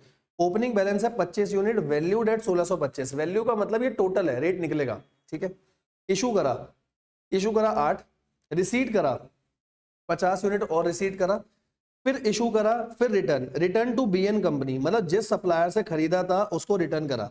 रिटर्न करोगे किस रेट पे, जिस रेट पे खरीदा होगा सप्लायर से उसी रेट पे करोगे। ठीक है, फिर इशू है कोई दिक्कत नहीं है, आगे आओ। फिर रिसीट है, फिर इशू है, रिसीव रिप्लेसमेंट, अब रिप्लेसमेंट मिली बीएन कंपनी से, रिप्लेसमेंट मिली, जब तक कोई रेट नहीं है तो उसी रेट पे लूंगा, जिस रेट पे मैंने वापसी करा था उसी रेट पर आएगा। ये लाइन मेरे को आपको बहुत अच्छे से समझानी है, रिटर्न फ्रॉम डिपार्टमेंट, अगर डिपार्टमेंट से रिटर्न आता है तो उसी रेट पर होगा जिस रेट पे मैंने इशू करा है। और ट्रीटमेंट कैसे होगा पूरा मैं समझाऊंगा। Transfer from job K2 to K7, बेटा नो एंट्री, क्योंकि एक जॉब या एक डिपार्टमेंट से कुछ भी दूसरे जॉब या दूसरे डिपार्टमेंट पे जा रहा है, कोई एंट्री नहीं होगी। फिर इशू है transfer from department A to department B, no entry, इसकी भी कोई एंट्री नहीं आएगी। Shortage in stock taking, shortage दे रखी है, लास्ट में शॉर्टेज देगा तो नॉर्मल और एबनॉर्मल दोनों से करके दिखा देंगे कि भाई देखो जो अच्छा लग रहा है तो उससे कर ले। बात तो सही है। कह रहा है फीफो के हिसाब से पूरा क्वेश्चन करना है और how would you treat the shortage. ठीक है, तो क्वेश्चन तो नॉर्मल है, आओ फीफो के हिसाब से पूरा क्वेश्चन करेंगे। ठीक है, तो फीफो के हिसाब से अपने को पूरा क्वेश्चन करना है। क्वेश्चन नंबर है आपका, क्वेश्चन नंबर क्या है 37। ये कौन सा क्वेश्चन था 37 था ना, 35 सॉरी, क्वेश्चन नंबर है 35। आ जाओ, फीफो के हिसाब से क्वेश्चन करना है। सेम कॉलम बनाना, पहला कॉलम क्या होगा डेट का, पहला कॉलम डेट, फिर आ जाएगा पर्टिकुलर्स, पर्टिकुलर्स के बाद आएंगे 3 कॉलम, एक हो गया रिसीट का, एक हो गया इशू का, और एक हो जाएगा बैलेंस का। सही है यहाँ तक? ठीक है, तो मैं एक बार ना इसको थोड़ा सा जूम आउट करके ना अच्छे से फॉर्मेट बना देता हूँ नीचे तक। ठीक है, मैं बिल्कुल 1 मिनट रुकना, बस जूम आउट करके बड़ा लंबा फॉर्मेट बना देता हूँ, क्योंकि मेरे को पता आगे लंबा फॉर्मेट चाहिए होगा। आप लोगों को बनाना, आप लोग भी बना सकते हो। ठीक है, तो आप करीब करीब एक पेज तो पूरा बना देना, मैं जानबूझ के लंबा एक साथ ही बना रहा हूँ। ठीक है, अभी दिख जाएगा आपको जब मैं जूम करूंगा, 1 मिनट रुकना बस। ठीक है, पर्टिकुलर्स, ये हो जाएगा पर्टिकुलर्स, इसके बाद है रिसीट, फिर है इशू, और फिर है बैलेंस। ठीक है, इसी के अंदर आएंगे क्वांटिटी, रेट और अमाउंट। यहाँ पर कर देता हूँ क्वांटिटी, छोटा हो गया ये ज़्यादा, यहाँ आ जाएगा क्वांटिटी, रेट और अमाउंट। ठीक है, और रिसीट के अंदर भी आ जाएगा, एक आ जाएगा क्वांटिटी, एक आ जाएगा रेट, और एक आ जाएगा अमाउंट। ठीक है, लो बेटा ये मैंने पूरा बना दिया, मैं इसको जरा जूम कर देता हूँ आराम से, है ना। हमारा इतना चल रहा है, कितना चल रहा है एक बार देख लेते हैं। ये ज़्यादा जूम हो गया, इसको कम कर देते हैं। हाँ अब ठीक है, बिल्कुल ठीक है, अब आपको पूरा आराम से दिख रहा होगा। ठीक है, ये लो बेटा मैंने पूरा बना दिया, आप भी पूरा बना दो। मैंने थोड़ा सा लंबा फॉर्मेट खींच दिया ताकि कोई दिक्कत ना हो, बार बार फॉर्मेट ना बनाना पड़े। ठीक है, क्वेश्चन नंबर है 35, आप रेडी हो जाओ तो बता देना, क्वेश्चन करेंगे। ठीक है, आओ बेटा सबसे पहले से चलेंगे ध्यान से, यहाँ लिख देता हूँ। ये हो गया क्वांटिटी, फिर हो गया रेट, फिर हो गया अमाउंट, फिर हो गया क्वांटिटी रेट और अमाउंट, क्वांटिटी रेट और अमाउंट। सही है, आओ अब चालू करेंगे अपना क्वेश्चन। ठीक है, आओ साथ साथ चलना, मैं दूसरा पेन उठा रहा हूं और जो जो होता जाएगा उस डेट को टिक करते चलूंगा। पहली डेट ओपनिंग बैलेंस है 25 1625 के रेट पर, तो पहली डेट पर दे रखा है ओपनिंग बैलेंस। पहले है ओपनिंग बैलेंस, कितना है 25 यूनिट है, और यहाँ पर रेट है 1625, मतलब वैल्यू वैल्यू 1625 है, तो 1625 को डिवाइड कर दो 25 से, ये आ जाएगा 65। आराम से देख लो बेटा, कोई दिक्कत है कोई परेशानी है पूछते चलना। ठीक है, बहुत तसल्ली से मेरे साथ साथ चलना। ठीक है, मैं बार बार बोल रहा हूँ इस क्वेश्चन में मेरे साथ चलना वरना घूम जाओगे। ठीक है, आगे आओ। इशू करा, इशू करे हैं 8 यूनिट, और क्वेश्चन में नीचे लिखा था फीफो लग रहा है, क्वेश्चन में नीचे लिखा है फीफो लग रहा है। ठीक है, ऊपर कंपनी के नाम से नहीं, नीचे लिखा है इशू है 8 यूनिट, तो लो दूसरे पे इसी में से इशू कर दिए। इशू कितने करूंगा 8 यूनिट, आपने इशू करे 8, 25 में से 8 यूनिट इशू करे 65 के रेट पर, तो 25 में से 8 गए 17 बचे होंगे 65 के रेट पर, है ना। तो 8 यूनिट 65 के रेट पर हो गए 520। ठीक है, और 17 यूनिट 65 के रेट पर हो गए 65 के रेट पर 1105। ठीक है सर, ठीक है, तो पहली 2 एंट्री तो बहुत नॉर्मल है, पहली 2 एंट्री में तो कोई दिक्कत वाली बात ही नहीं है। मैं इनको क्लोज भी करते जा रहा हूं ताकि आपको दिखता चले। आप क्लोज नहीं करोगे ठीक है, आप एक एक लाइन छोड़ के चल लो भले। ठीक है, मेरे पास स्पेस कम है इसलिए मैं ऐसे चल रहा हूँ। 6 में है रिसीट, रिसीट करा है 50 यूनिट 57.5, तो 6 को, अगला है 6 रिसीट करा, रिसीट करे 50 यूनिट 6.75 के रेट पर, तो बेटा 50 यूनिट खरीदे हैं 6.75 के रेट पर, 6.75 थोड़ी है, 50 है 57.5 पर, 50 है 57.5 के रेट पर, है ना। करना बेटा कितना आएगा 50 इंटू में 57.5, ये आ गया 2875। ठीक है, अच्छा अमाउंट कितना हो जाएगा, एक हो जाएगा 17 और एक हो जाएगा 50। 17 है 65 के रेट पर 1105, यहाँ हो गया 57.5 के रेट पर 2875। अभी तक क्वेश्चन बहुत आसान चल रहा है। ठीक है, बेटा क्वेश्चन पूरा आसान है, बस साथ साथ चलो, बहुत हलवा है, बहुत ही ज्यादा आसान, बहुत आसान। ठीक है, आओ 6 हो चुका, 6 के आगे आओ 7। 7 देखो क्या है, इशू करा 12 यूनिट, 7 में इशू करे हैं 12 यूनिट। आओ 7 में इशू हुए हैं 12 यूनिट, 12 यूनिट जाएंगे तो पहले 65 में से जाएंगे, यहाँ 5 बचेंगे और 50, 50 बचेंगे इसी रेट पर, 5 बचेंगे 65 के रेट पर। तो 12 को इंटू कर दो 65, ये हो गया 780। ठीक है, 5 को इंटू कर दो 65, ये हो गया 325, और ये तो ऐसे ही आ जाएगा 2875। ठीक है, बताते चलना बेटा, कोई दिक्कत या सब कुछ सही है अभी तक? आप बताना क्या यहां तक आपको सब कुछ अच्छे से क्लियर है? 7 तक कोई भी दिक्कत, कोई भी परेशानी है तो बताओ। सही है क्या सब कुछ? सब कुछ सही है, आगे चले, आओ आगे चलेंगे। 7 के बाद 10, 10 को रिटर्न करे हैं 10 यूनिट, 10 को परचेज रिटर्न हुआ है, 10 को परचेज रिटर्न, परचेज रिटर्न हुआ तो मेरे यहां से सामान गया होगा, 10 यूनिट गए हैं, 10 यूनिट कौन से रेट पर? जिस रेट पर सामान खरीदा था, सामान खरीदा था बीएन कंपनी से 57.5 पर, जिस रेट पर खरीदा था उसी रेट पर माइनस करूंगा। तो 10 यूनिट गए 57, 10 यूनिट गए इनटू में 57.5, 575 पे गए। ठीक है, 575 पे गए, यहां तक सही है। तो बेटा ये 10 यूनिट तो इसमें से माइनस होंगे ना, ध्यान रखना, जो उसका स्टॉक रखा था 50 उसमें से माइनस होंगे, बिल्कुल ठीक। और ऊपर क्या चल रहा है? 5 यूनिट ये चल रहे हैं, ये 65 पे, ये 57.5 पे, ये आ गया 325। बेटा ध्यान से माइनस करना जहां से करने हैं, 40 इंटू 57.5, 2300। यहां तक मैं रुका हुआ हूं, यहां तक पहले बोल दो कोई दिक्कत है तो, क्योंकि यहां तक क्वेश्चन नॉर्मल चल रहा है। ठीक है, सही है सब कुछ? Yes sir. ठीक है, परचेज रिटर्न जिस क्वांटिटी में से गए उस क्वांटिटी में से माइनस होगा। 10 तारीख आ गई। अब 10 के बाद आगे चलते हैं 12, 12 को इशू करा 15 यूनिट, 12 को इशू करे हैं 15 यूनिट। आ जाओ बेटा, 12 को इशू करे, कितने यूनिट इशू करे? 15 यूनिट इशू करे हैं। ठीक है सर, अगर आपने 15 यूनिट इशू करे हैं, कैसे करोगे 15 यूनिट? तो 15 यूनिट तो ऐसे होगा ना, अगर फीफो है पहले 5 और फिर 10, और फिर यहां पर सिर्फ अब 30 यूनिट बचेंगे। ठीक है, 5 जाएंगे 65 के रेट पर और ये जाएंगे 57.5, यहाँ पर 30 बच जाएंगे 57.5, यहाँ आ जाएगा 325 और ये हो जाएगा 575, और 30 यूनिट 57.5 पे बचेंगे तो 1725 अभी मेरा स्टॉक बचा हुआ है। सही है? हाँ सर सही है, यहां तक कोई दिक्कत तो नहीं। फिर इसके बाद दोबारा इशू करा, 12 के बाद दोबारा इशू है, 12 के बाद दोबारा इशू है 13 को, 13 को है 20 यूनिट्स। ठीक है बेटा, ये ICAI का ही क्वेश्चन है, ऐसा मत सोचना फालतू करा रहा हूँ। 20 यूनिट्स, 20 यूनिट फिर इशू करे तो 57.5 के रेट पे करोगे, 10 यूनिट बच जाएंगे, 10 यूनिट हो गए 575, और 57.5 पे 20 यूनिट्स 1150। सही है सर? सर सब कुछ एकदम हलवा चल रहा है, मक्खन चल रहा है सर, मजा ही आ गया। आओ 13 तक सब कुछ हो गया। अब 13 के बाद बढ़ो आगे, 15 को रिसीट करा 25 यूनिट 6.1 पे, 15 को ना, 15 को रिसीट करा है, 15 को रिसीट करा है कितना? 25 यूनिट 61 के रेट पर। 25 को 61 से मल्टीप्लाई करना, 25 को करोगे 61 से, ये आएगा 1525। अब फिर से दो स्टॉक आ जाएंगे, एक स्टॉक 10 चल रहा है, एक 25, 25 है 61 के रेट पर 1525, और 10 है 57.5 पर 575। कोई भी डाउट लगे बताते चलना। सर यहां तक सब कुछ क्लियर है, रिसीट कर लिया नॉर्मल, 15 तक सही है। अब 15 के बाद फिर इशू करा, 17 तारीख को इशू करे हैं 10 यूनिट। आओ फालतू का खिलाया जा रहा है बस क्वेश्चन।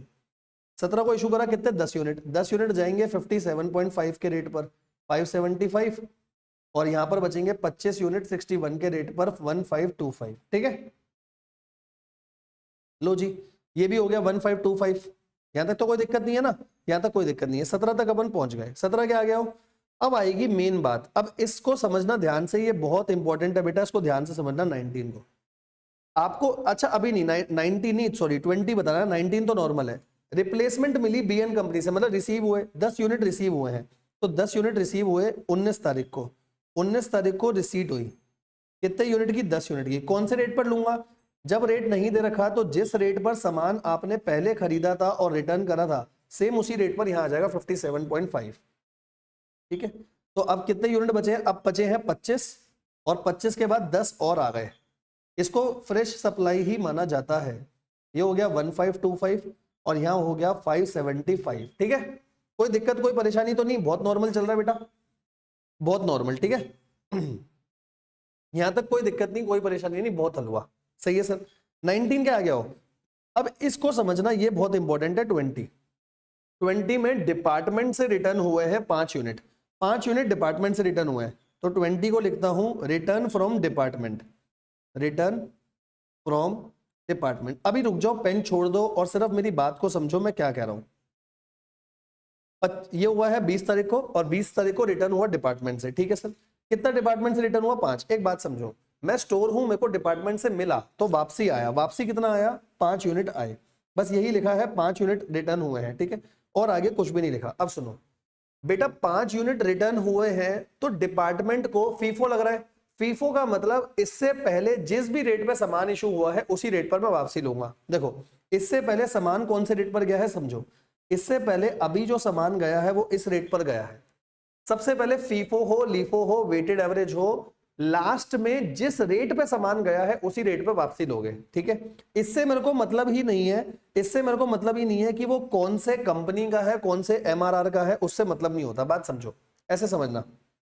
अगर मैं आपको यहां पर समझाऊं, ये देखो, ये है स्टोर, स्टोर ने सामान भेजा प्रोडक्शन डिपार्टमेंट को। अब समझ लो स्टोर ने सामान खरीदा था एक ए बंदे से, एक बी बंदे से। अरे क्या लेना देना, प्रोडक्शन डिपार्टमेंट में जो सामान जाएगा, सामान अलग अलग थोड़ी जाता है कि ये ए से आया उसको अलग रखो, बी से अलग रखो। तो प्रोडक्शन डिपार्टमेंट ने अगर कोई सामान वापसी भेजा तो ये मैटर ही नहीं करता कहां से लिया, बस ये देखो अभी कौन से रेट पे इशू करा था उसी रेट पे वापसी लोगे, चाहे लीफो हो, फीफो हो, वेटेड एवरेज हो, कोई फर्क नहीं पड़ेगा, ठीक है सर। तो मैं लूंगा कौन से रेट पर? अभी जो ताजा ताजा लास्ट इशू हुआ है वो 57.5 पे हुआ है, तो 57.5 पे पहले तो वापसी ले लो। इसको 5 को लोगे 57.5 पे, ये आ गया 287.5, ठीक है। अब सुनना ध्यान से, अब ये सामान आपके पास वापसी आया, बेटा वापसी आया तो मैं अपने गोदाम में सबसे पहले इसको रखूंगा, समझना, ये मेरा स्टोर है, ये मेरा स्टोर है। अब इस स्टोर में यहां से वापसी आया तो वापसी में सबसे पहले फिर से लाइन में इसको लगा दूंगा कि इस डिपार्टमेंट के काम का नहीं होगा, लेकिन किसी और डिपार्टमेंट में तो जा सकता है ना, तो इसको लास्ट में मत रखना। जनरली क्या होता है, रिसीट वाला अब जो आता है हम उसे लास्ट में रखते हैं, लास्ट में मत रखना। ये तो मैं पहले इशू कर चुका था, वो मेरे पास वापसी आया, मैं इसको फिर से लाइन में सबसे आगे लगा दूंगा। क्यों? क्योंकि फीफो चल रहा है तो सबसे पहले लाइन में आगे लग जाएगा, ठीक है। और यहाँ लाइन में आगे लगाओ तो लाइन में आगे सबसे पहले 5 आएगा, फिर 25 आएगा, फिर 10। 25 वाले को इस रेट पर, ये इस रेट पर, और 5 को फिर से इसी रेट पर लूंगा 57.5। ये बात ध्यान रखना, फिर से लाइन में सबसे आगे ये लगेगा, तो ये हो जाएगा 287.5, ये हो जाएगा 1525, और ये हो जाएगा 575। अब आराम से इसको देखो और कोई दिक्कत है तो बताना। ये देखो जो मैंने आपका एक पॉइंट छुड़वाया था ना नोट्स में, नोट्स दिखाता हूँ, देखो मैंने नोट्स में आपका एक पॉइंट छुपाया था, ये रहा। मैंने बोला था क्वेश्चन के साथ समझाऊंगा, ये पॉइंट पढ़ो, क्या पॉइंट लिखा और पढ़ते हैं। रिटर्न फ्रॉम डिपार्टमेंट, अगर फीफो यूज कर रहे हैं, last issue rate will be use, जो लास्ट का रेट है बोलेंगे। Also this material will be given first priority in balance, balance में सबसे पहली प्रायोरिटी इसको मिलेगी। क्यों उसको प्रायोरिटी मिलती है? क्योंकि अभी हमारे पास वापसी आया तो सबसे पहले आगे मैं इसको खड़ा रखूंगा। अब बताओ क्या ये समझ आ गया? पूरे क्वेश्चन को मैंने सिर्फ आपको इस वाली ट्रांजेक्शन के लिए कराया क्योंकि यही ट्रांजेक्शन इसमें सबसे अच्छी थी। बाद में पूरा क्वेश्चन रिवाइज नहीं करना होता, एक पॉइंट रिवाइज करो जो बहुत अच्छा है, बाकी तो आपको आता ही है सब, ठीक है। बता देना बेटा, चैट पे लिख देना क्या सब कुछ समझ आया क्या, ठीक है। तो 20 हो चुका मेरा, 20 के आगे चल रहा हूँ, 22 पे ट्रांसफर हुआ है, नो एंट्री। यहाँ पर ऐसे आप लिख सकते हो, यहाँ पर यहीं पर लिख दूं, 22 में लिख रहा हूँ नो एंट्री, कोई एंट्री नहीं आएगी, यहीं पर लिख दिया, कोई दिक्कत नहीं है, मतलब बाकी पूरा क्वेश्चन सही चलता रहेगा मेरा, ठीक है। आओ 22 के बाद आगे चलना, 22 के बाद 26, क्योंकि ट्रांसफर एक जॉब से दूसरी जॉब हो रही हो, एक डिपार्टमेंट से दूसरी डिपार्टमेंट, मैं एंट्री नहीं करता, इशू करूंगा 10 यूनिट। 22 हो चुका, 26 को हुए हैं 10 यूनिट। आओ 22 के बाद आ गया 26, 26 को इशू करना है, कितना यूनिट? 10 यूनिट। 10 कैसे जाएगा? 10 जाएगा पहले इस 5 में से, फिर इसमें से, तो पहले जाएगा 5 क्योंकि गोदाम में सबसे आगे वही रखा है, फिर 5 और, ये जाएगा 57.5 पे, ये जाएगा 61 पे। तो अब बचेगा कितना वो बताओ? 25 में से 5 चले गए तो 20 इसके बचे, 10 इसके, ये आ गया 57.5, ये आ गया 61 के रेट पर, तो ये आ जाएगा 287.5, और 61 इंटू 5 करना बेटा 305। हाँ पुत्र, बिल्कुल ठीक पुत्र। आओ 20 इंटू 61, ये हो गया दोस्त 1220, और ये तो है 575। आराम से देख लो, कोई दिक्कत वाली बात नहीं है, सही है, सब कुछ सही चल रहा है। हाँ खत्म हो गया क्वेश्चन, खत्म। 26 के बाद 29 को फिर कोई एंट्री नहीं होगी, 29 को फिर से लिख लो नो एंट्री, क्योंकि एक डिपार्टमेंट से दूसरे डिपार्टमेंट में सामान गया है तो कोई भी एंट्री नहीं आएगी। कोई भी एंट्री नहीं आएगी तो आप ऐसे करके डाल सकते हो, डैश डैश डैश डाल सकते हो, ठीक है, कि इस दिन पर मेरी कोई भी एंट्री नहीं आई, ठीक है। 29 के बाद आ गया हो 30, 30 को है शॉर्टेज। अब शॉर्टेज आपके ऊपर है, आपको शॉर्टेज जैसे दिखानी है दिखा दो। मैं आपको यहाँ पे दोनों तरीके से दिखा देता हूँ, मैं आपको दोनों तरीके से दिखा देता हूँ शॉर्टेज कैसे कैसे हो सकती है, ठीक है। आओ, पहला यहाँ पर मैंने लिखा शॉर्टेज, मैं दोनों से दिखा रहा हूँ आपको, पेपर में किसी भी एक तरीके से दिखानी है, एक तरीके से दिखा सकते हो। शॉर्टेज में अगर नॉर्मल लॉस होता तो क्या होता, एक बार नॉर्मल लॉस से कर देते हैं, एक बार एबनॉर्मल लॉस आ गया तो क्या होगा, दोनों से बता देता हूं, क्योंकि लास्ट में तो आप दोनों में से किसी से भी करो, चाहे दोनों दिखाओ, बीच में दोनों से नहीं दिखा सकते क्योंकि आएगा क्वेश्चन, करोगे कैसे फिर, है ना। तो आओ, कितना है, 2 यूनिट का नॉर्मल लॉस है, ठीक है। तो अगर मैं दिखाऊंगा तो 2 यूनिट पहली बात तो जाएंगे तो यहीं से, अगर नॉर्मल लॉस दिखाऊंगा यहाँ 2 यूनिट दिखाओ, यहाँ पे कुछ भी नहीं आएगा, यहाँ कुछ नहीं आएगा, तो 20 में से 2 गए 18, कॉस्ट उतनी ही है। अब 1220 को 18 से डिवाइड कर दो, 1220 को डिवाइड बाय 18 कर दो, ये देखो रेट बढ़ गया, ये रेट हो गया 67.78 और 10 यूनिट का चलता रहेगा 57.5 575। एक तरीका तो ये है। दूसरा, अगर एबनॉर्मल लॉस दिखा रहे हो तो 2 यूनिट दिखाओ, 61 के रेट पर ही दिखाओ, 61 के रेट पर दिखाओ, तो 61 के रेट पर 2 रुपए के हिसाब से हो गया 122, यहां आ जाएगा बाकी का 18 और 10, 18 आएगा 61, यह आएगा 57.5, ये हो गया 575 और 18 को 61 पे ले लो 8540, ये हो गया, बस खत्म हो गया क्वेश्चन, ये लो। अब चाहो तो आप नॉर्मल लॉस के हिसाब से कर लो, चाहे एबनॉर्मल लॉस के हिसाब से कर लो, कोई दिक्कत वाली बात आएगी ही नहीं, ठीक है। ये मैंने गलत कराया क्या, 18 इंटू 61, 18 इंटू 61 1098 होगा, सॉरी ये होगा 1098, ठीक है। वो मैंने शायद कैलकुलेटर पे कुछ गलत कर दिया, और 575। क्लोजिंग स्टॉक कितना आएगा, इसके हिसाब से क्लोजिंग स्टॉक इतना बनेगा और एबनॉर्मल लॉस के हिसाब से इतना बनेगा। बेटा जो ये 122 आया वैल्यू आई, ये कहाँ जाएगी, ये एबनॉर्मल लॉस में जाएगी। नीचे दिखा देता हूँ, नीचे दिखा देता हूँ, 1 मिनट रुकना, मैं पहले नीचे का सब कुछ हटा दूं, ठीक है। हाँ, यहाँ दिखा देता हूँ, ये जाएगी कॉस्टिंग पीएनएल के डेबिट साइड में, और इसी के साथ हमारा ये वाला क्वेश्चन भी हो गया है खत्म, ठीक है। ये वाला क्वेश्चन भी आपका हो गया खत्म, जो बहुत अच्छा क्वेश्चन था, जानबूझ के मैंने क्लास में ही डील कर लिया। आराम से देखो, कोई भी दिक्कत है पुत्र तो बताओ पुत्र, सब सही है, बहुत बढ़िया, बहुत ही बेहतरीन क्वेश्चन, मजा आ जाएगा करके, ठीक है। कोई डाउट कोई परेशानी है तो बोलो। बिल्कुल जल्दीबाजी नहीं करनी, तसल्ली से चलना, एक बार तसल्ली से चलोगे आगे अपने आप स्पीड बढ़ जाएगी। चल सकते हैं क्या आगे, बोलो, आगे चल सकते हैं, आगे चलो, चैट पे लिखो बेटा, आओ जी। अब एक बार आपको दिखा देता हूं, 35 मैंने करा दिया है आपको, 36 मैं ही कराऊंगा, छोड़ दो, 37 हो चुका, 38 कौन सा क्वेश्चन है, वेटेड एवरेज का, तो 38 वेटेड एवरेज का है, अभी देखते हैं, ठीक है। तो ये वाला क्वेश्चन देखो, ये वाला क्वेश्चन होमवर्क में लिखो, 39 क्वेश्चन आप होमवर्क में लिख लो, 39 क्वेश्चन होमवर्क में लिख लो, क्यों अभी बताता हूं। क्वेश्चन बहुत आसान है, एक इसमें एंट्री आई है, return to supplier out of purchase made on April 15, तो इस रेट पर वापसी करोगे, बाकी क्वेश्चन में कोई दिक्कत नहीं है। नीचे इन्होंने एक चीज लिख दी, ओपनिंग स्टॉक दे रखा है, बेटा ओपनिंग स्टॉक दिया है, ध्यान रखना, और लास्ट डेट पर उसने बोला है 50 kg was fraudulently miss appropriated, fraudulently कोई ले गया तो ये एबनॉर्मल लॉस है, एबनॉर्मल लॉस का ट्रीटमेंट होगा। कह रहा पूरा स्टोर लेजर बनाओ, एक बार वेटेड एवरेज एक बार लीफो, तो लीफो के हिसाब से तो आप काम कर सकते हो ना, लीफो के हिसाब से आप काम करना, वेटेड एवरेज अभी समझा रहा हूं मैं आपको, वेटेड एवरेज एक क्वेश्चन में मैं समझा रहा हूं, फिर आपसे एक क्वेश्चन हो जाएगा। फिर कहता है क्लोजिंग स्टॉक, क्लोजिंग स्टॉक आप निकाल सकते हो, कोई दिक्कत नहीं है, ठीक है। तो क्वेश्चन नॉर्मल है, इस क्वेश्चन को घर पे जरूर प्रैक्टिस करना, ठीक है। वेटेड एवरेज अभी समझाऊंगा बेटा, टेंशन ना लो, ठीक है। 40 क्वेश्चन मेरे को ही कराना पड़ेगा आपको, 40 आप खुद से नहीं कर पाओगे, तो मेरे को कराना है एक तो 40 और एक वेटेड एवरेज का क्वेश्चन 36 भी कराना है। तो पहले वेटेड एवरेज को खत्म कर देते हैं, क्या कहते हो, है ना। आ जाओ, पहले वेटेड एवरेज को खत्म करते हैं, छोटा सा क्वेश्चन है ये, क्वेश्चन देखो दिखने में बड़ा बड़ा लगेगा, लेकिन ये ICAI स्टडी मटेरियल का क्वेश्चन है। आओ पढ़ते हैं क्या लिखा है, देखो।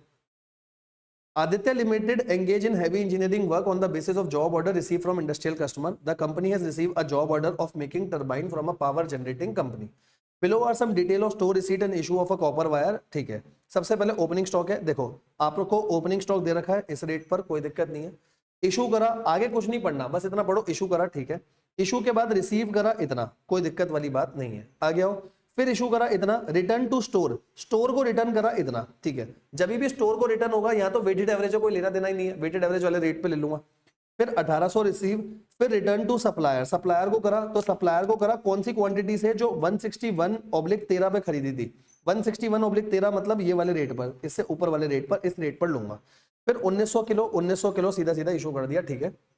28 फरवरी को 180 किलो जो है मिस अप्रोप्रिएट हो रहे हैं, ठीक है, और बाकी आपको वेटेड एवरेज के हिसाब से पूरा क्वेश्चन करना है, ठीक है। तो आ जाओ साथ साथ ही खत्म कर देते हैं इस क्वेश्चन को, क्वेश्चन नंबर 38, ठीक है। अब फिर से यार एक इसमें ना सबसे बड़ा झंझट बस मेरे को एक लगता है कि बार बार ना ये कॉलम बनाते रहो गंदे गंदे से, ठीक है।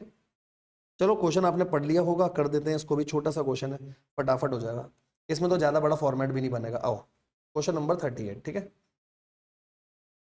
क्वेश्चन नंबर है 38, क्वेश्चन है स्टोर्ड लेजर का, क्वेश्चन है स्टोर्ड लेजर का। तो पहले दिखा देंगे डेट, एक कॉलम दिखा देंगे पर्टिकुलर्स, ठीक है। मेथड कौन सा लग रहा है बेटा? मेथड लग रहा है वेटेड एवरेज। यहां से आप वेटेड एवरेज भी समझ जाओगे। सिंपल एवरेज को पढ़ के चले जाना, कभी गलती से पेपर में आ जाए तो आपको पता होना चाहिए नॉर्मल प्राइस का एवरेज होगा बस। फिर इसके बाद 3 कॉलम, पहला रिसीट, एक आ जाएगा इशू, और एक आ जाएगा मेरा बैलेंस, ठीक है। यहाँ पर आ जाएगा क्वांटिटी, रेट और अमाउंट, क्वांटिटी, रेट और अमाउंट, क्वांटिटी, रेट और अमाउंट, ठीक है। आओ इसको भी खत्म कर देते हैं अपन जल्दी से, ठीक है।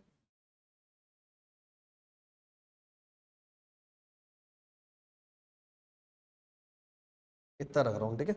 मैं ऐसे ही बना दूं आपकी बार फॉर्मेट, ये लो, ये हो गई डेट, ये हो गया पर्टिकुलर्स, ये रिसीट, इशू और ये बैलेंस, ठीक है। स्केल से खींचने में टाइम जाता है, आप पेपर में भी सीधा ऐसे बना सकते हो, कोई दिक्कत वाली बात नहीं है, ठीक है। ये लो ऐसे हो गया हमारा, और इसको क्लोज इससे कर देता हूँ क्योंकि क्लोज करने में तो फटाफट क्लोज हो जाता है, ठीक है। आओ स्टार्ट करेंगे, ध्यान से सुनते चलना। सबसे पहले ओपनिंग है 1200 किलो 475 के रेट पर। पहला पहला है ओपनिंग, ओपनिंग है 1200 किलो 475 के रेट पर, मल्टीप्लाई कर लो, ये आ जाएगा 5,70,000। अब वैल्यूज बड़ी बड़ी है, ध्यान से चलना, 5,70,000। आगे क्या बोला? पहला हो गया 5 फरवरी को इशू करे 975, 5 फरवरी को इशू करे हैं 975, कोई दिक्कत वाली बात नहीं है, इशू करे 975, 475 के रेट पर करोगे, ये आ जाएगा 463,125, ठीक है। और बचेंगे कितने? 1200 में से 975 चले गए तो 225 बचेंगे 475 के रेट पर, यह आ जाएगा 106,875, ठीक है।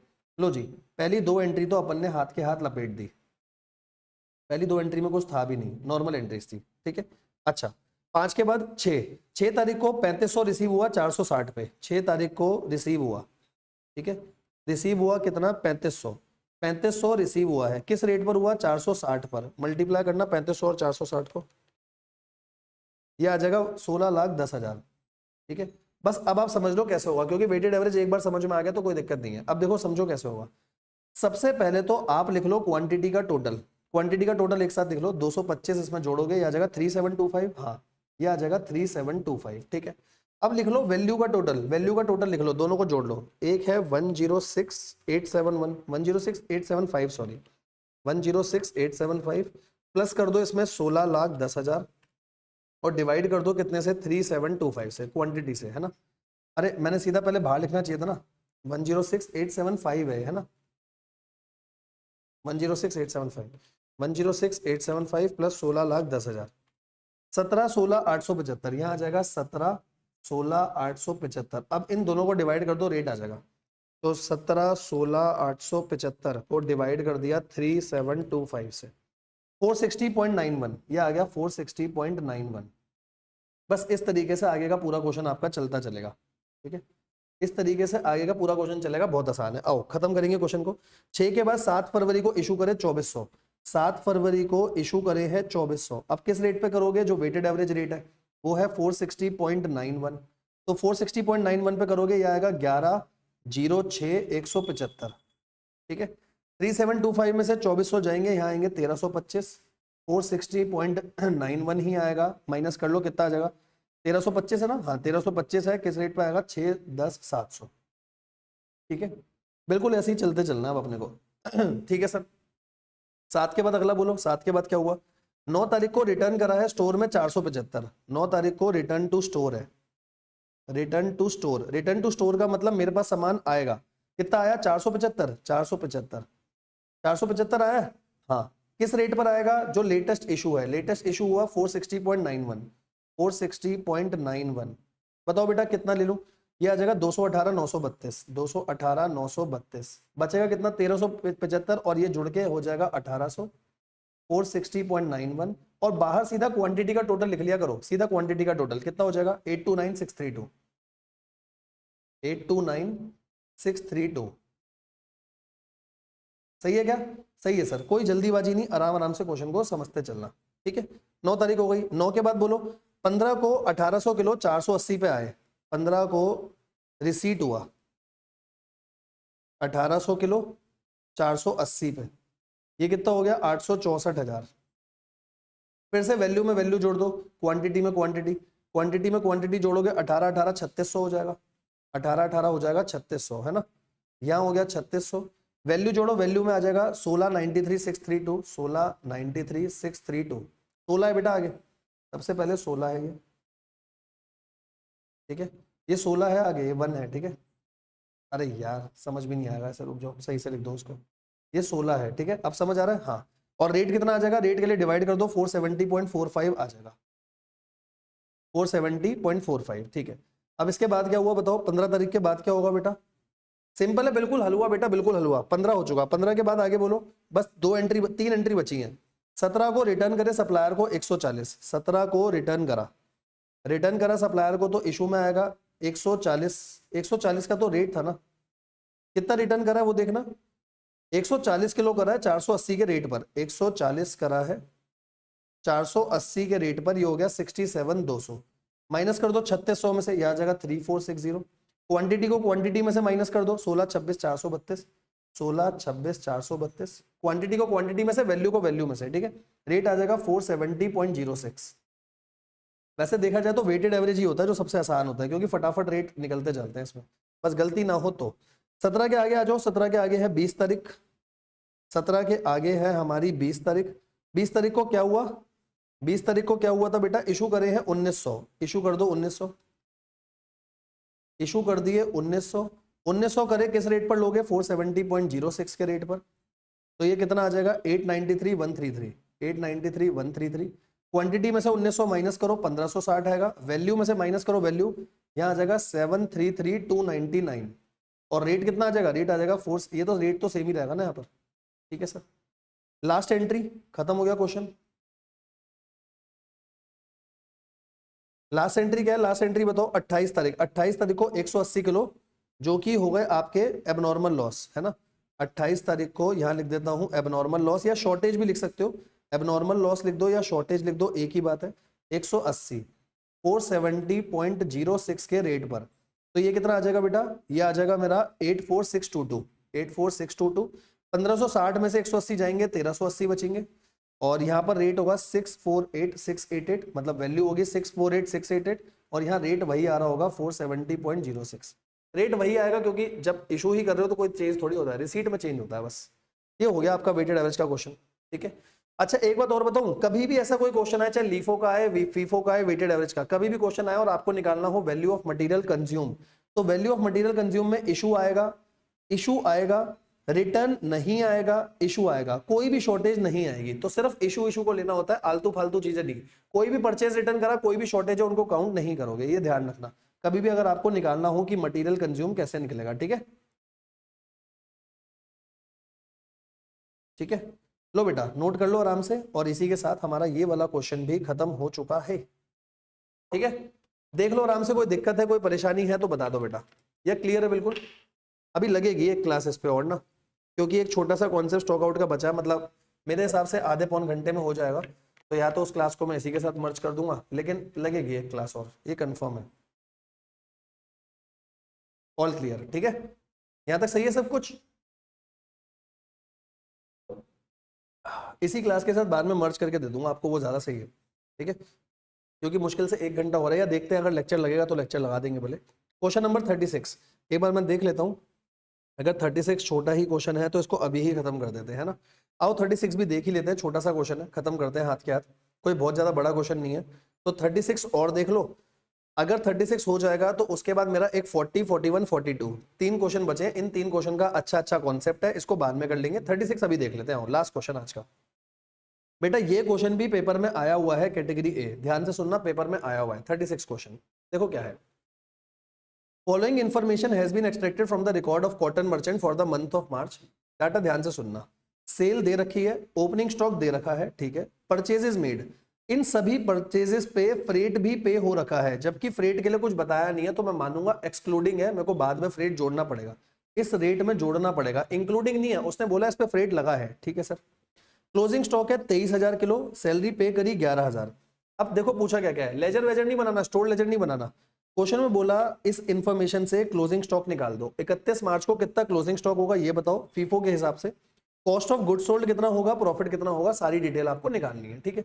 तो सबसे पहले परचेज की वैल्यू वगैरह सब निकाल लेते हैं, बहुत आसान सा क्वेश्चन है, आओ, ठीक है, बहुत ही आसान सा क्वेश्चन, क्वेश्चन नंबर है 36, ठीक है, कोई दिक्कत तो नहीं है ना, कोई दिक्कत नहीं, आओ सबसे पहले करेंगे कैलकुलेशन, सबसे पहले करेंगे कैलकुलेशन ऑफ टोटल परचेजेस। पहले परचेजेस की कैलकुलेशन कर लो, क्योंकि परचेजेस अलग अलग रेट पर आपने सामान खरीदा, तो यहां लिख देता हूं कौन सी डेट पे सामान खरीदा, कितनी क्वांटिटी खरीदी, रेट क्या था, और रेट जब भी होगा इंक्लूडिंग फ्रेट है तो एक साथ ले लो, नहीं तो आपको फ्रेट जोड़ना पड़ेगा, जैसे इस क्वेश्चन में जोड़ा हुआ नहीं है, एक बार पेपर में जोड़ के आया था, ठीक है, तो दोबारा मत जोड़ना।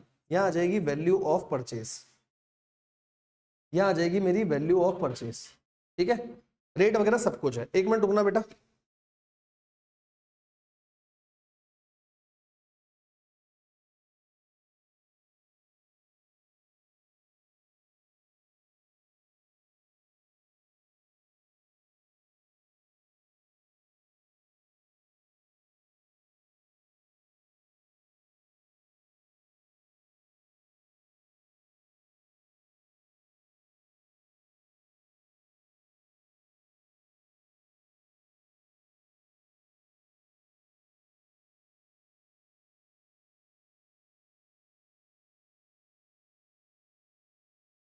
आओ बेटा, ठीक है।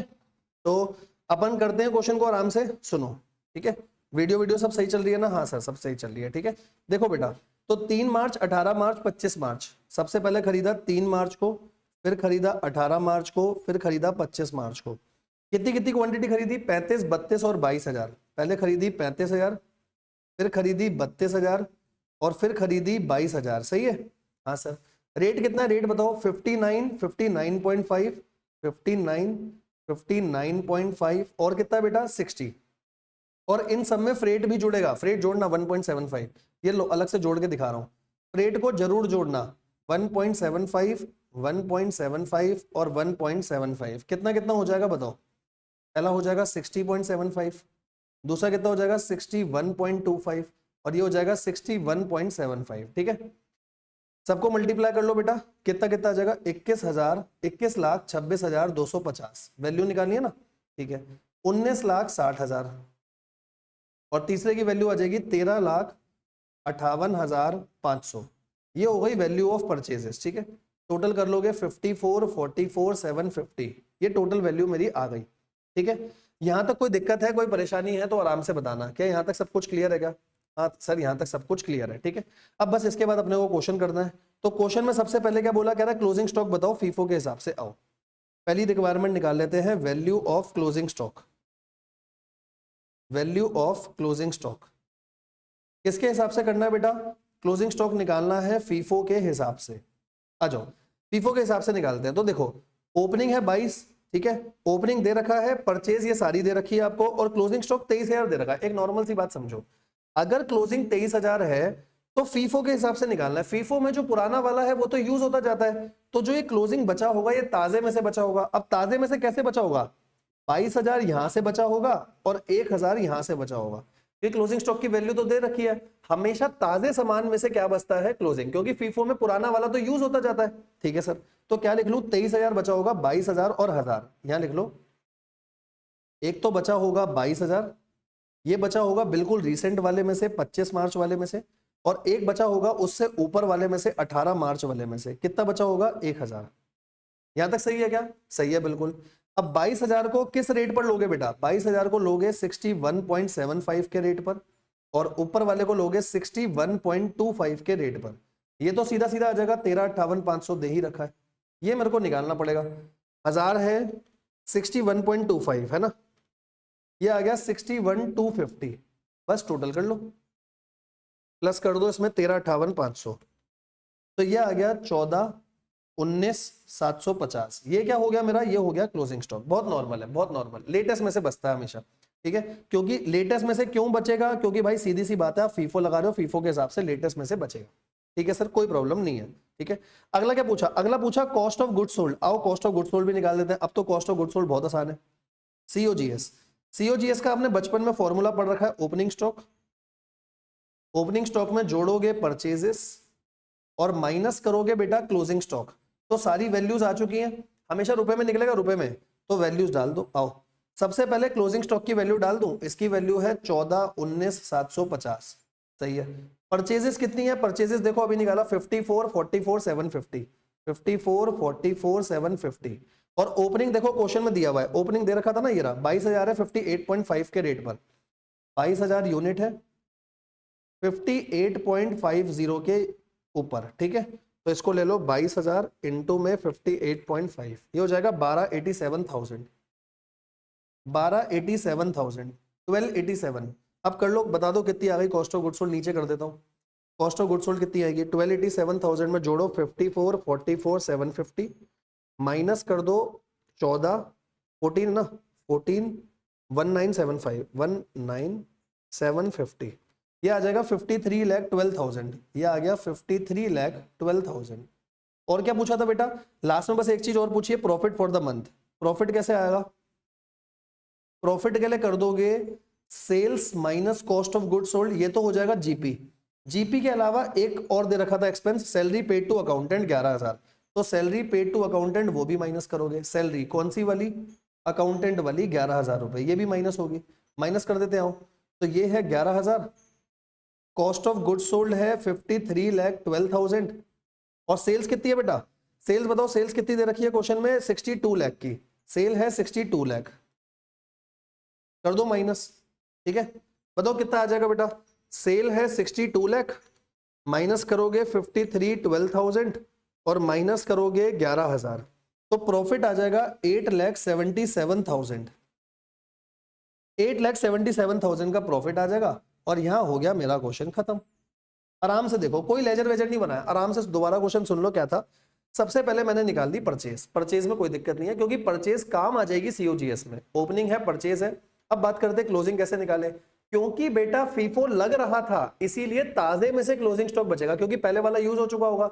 अगर लीफो होता तो लीफो में पता क्या होता, अगर इसी क्वेश्चन में मैं बता दूं आपको कि लीफो होता तो लीफो में ताजा वाला यूज हो गया होता, ताजा वाला यूज हो गया होता तो ये वाला ओपनिंग में से क्लोजिंग बचता और 1,000 इसमें से बचता, ये ध्यान रखना बस, ठीक है। बाकी पूरा क्वेश्चन नॉर्मल है। बताओ क्लियर हुआ क्या यहां तक क्वेश्चन, आराम से नोट कर लो। लास्ट में सैलरी टू अकाउंटेंट भी माइनस करना क्योंकि हमारे को नेट प्रॉफिट चाहिए होता है। आराम से देख लो बेटा, यहां तक कोई डाउट कोई परेशानी है तो बताओ, ये क्लियर है बिल्कुल, बोलो यहां तक क्लियर है सब कुछ, कोई दिक्कत कोई परेशानी है तो बोलो बेटा, सही है, ठीक है बेटा। तो यहां तक अपना सब कुछ हो चुका, अगली क्लास छोटी सी रख के उसमें मटेरियल कॉस्ट खत्म हो जाएगा अपना, तो आज के लिए इतना ही रखते हैं, इतना बहुत अच्छे से रिवाइज करो, ठीक है। और अगली क्लास में 3 क्वेश्चन और थोड़े 1-2 कॉन्सेप्ट और बचे, उनको रिवाइज करके हम अगले चैप्टर पे चल लेंगे। एक एक चीज बेटा हमने बहुत अच्छे से करी है, बस रिवाइज आपको करना है, एक एक क्वेश्चन पूरा हाथ से सॉल्व करा है, जो थोड़ा बहुत एक एक क्वेश्चन खाली होमवर्क के लिए दिया होगा बस वो आप करते चलना साथ साथ, ठीक है। रिटन प्रैक्टिस जरूर रखना, हैंड रिटन प्रैक्टिस बहुत जरूरी है बेटा, ठीक है। चलो ठीक है guys, thank you so much, love you all, bye bye, मिलेंगे अपने नेक्स्ट लेक्चर में।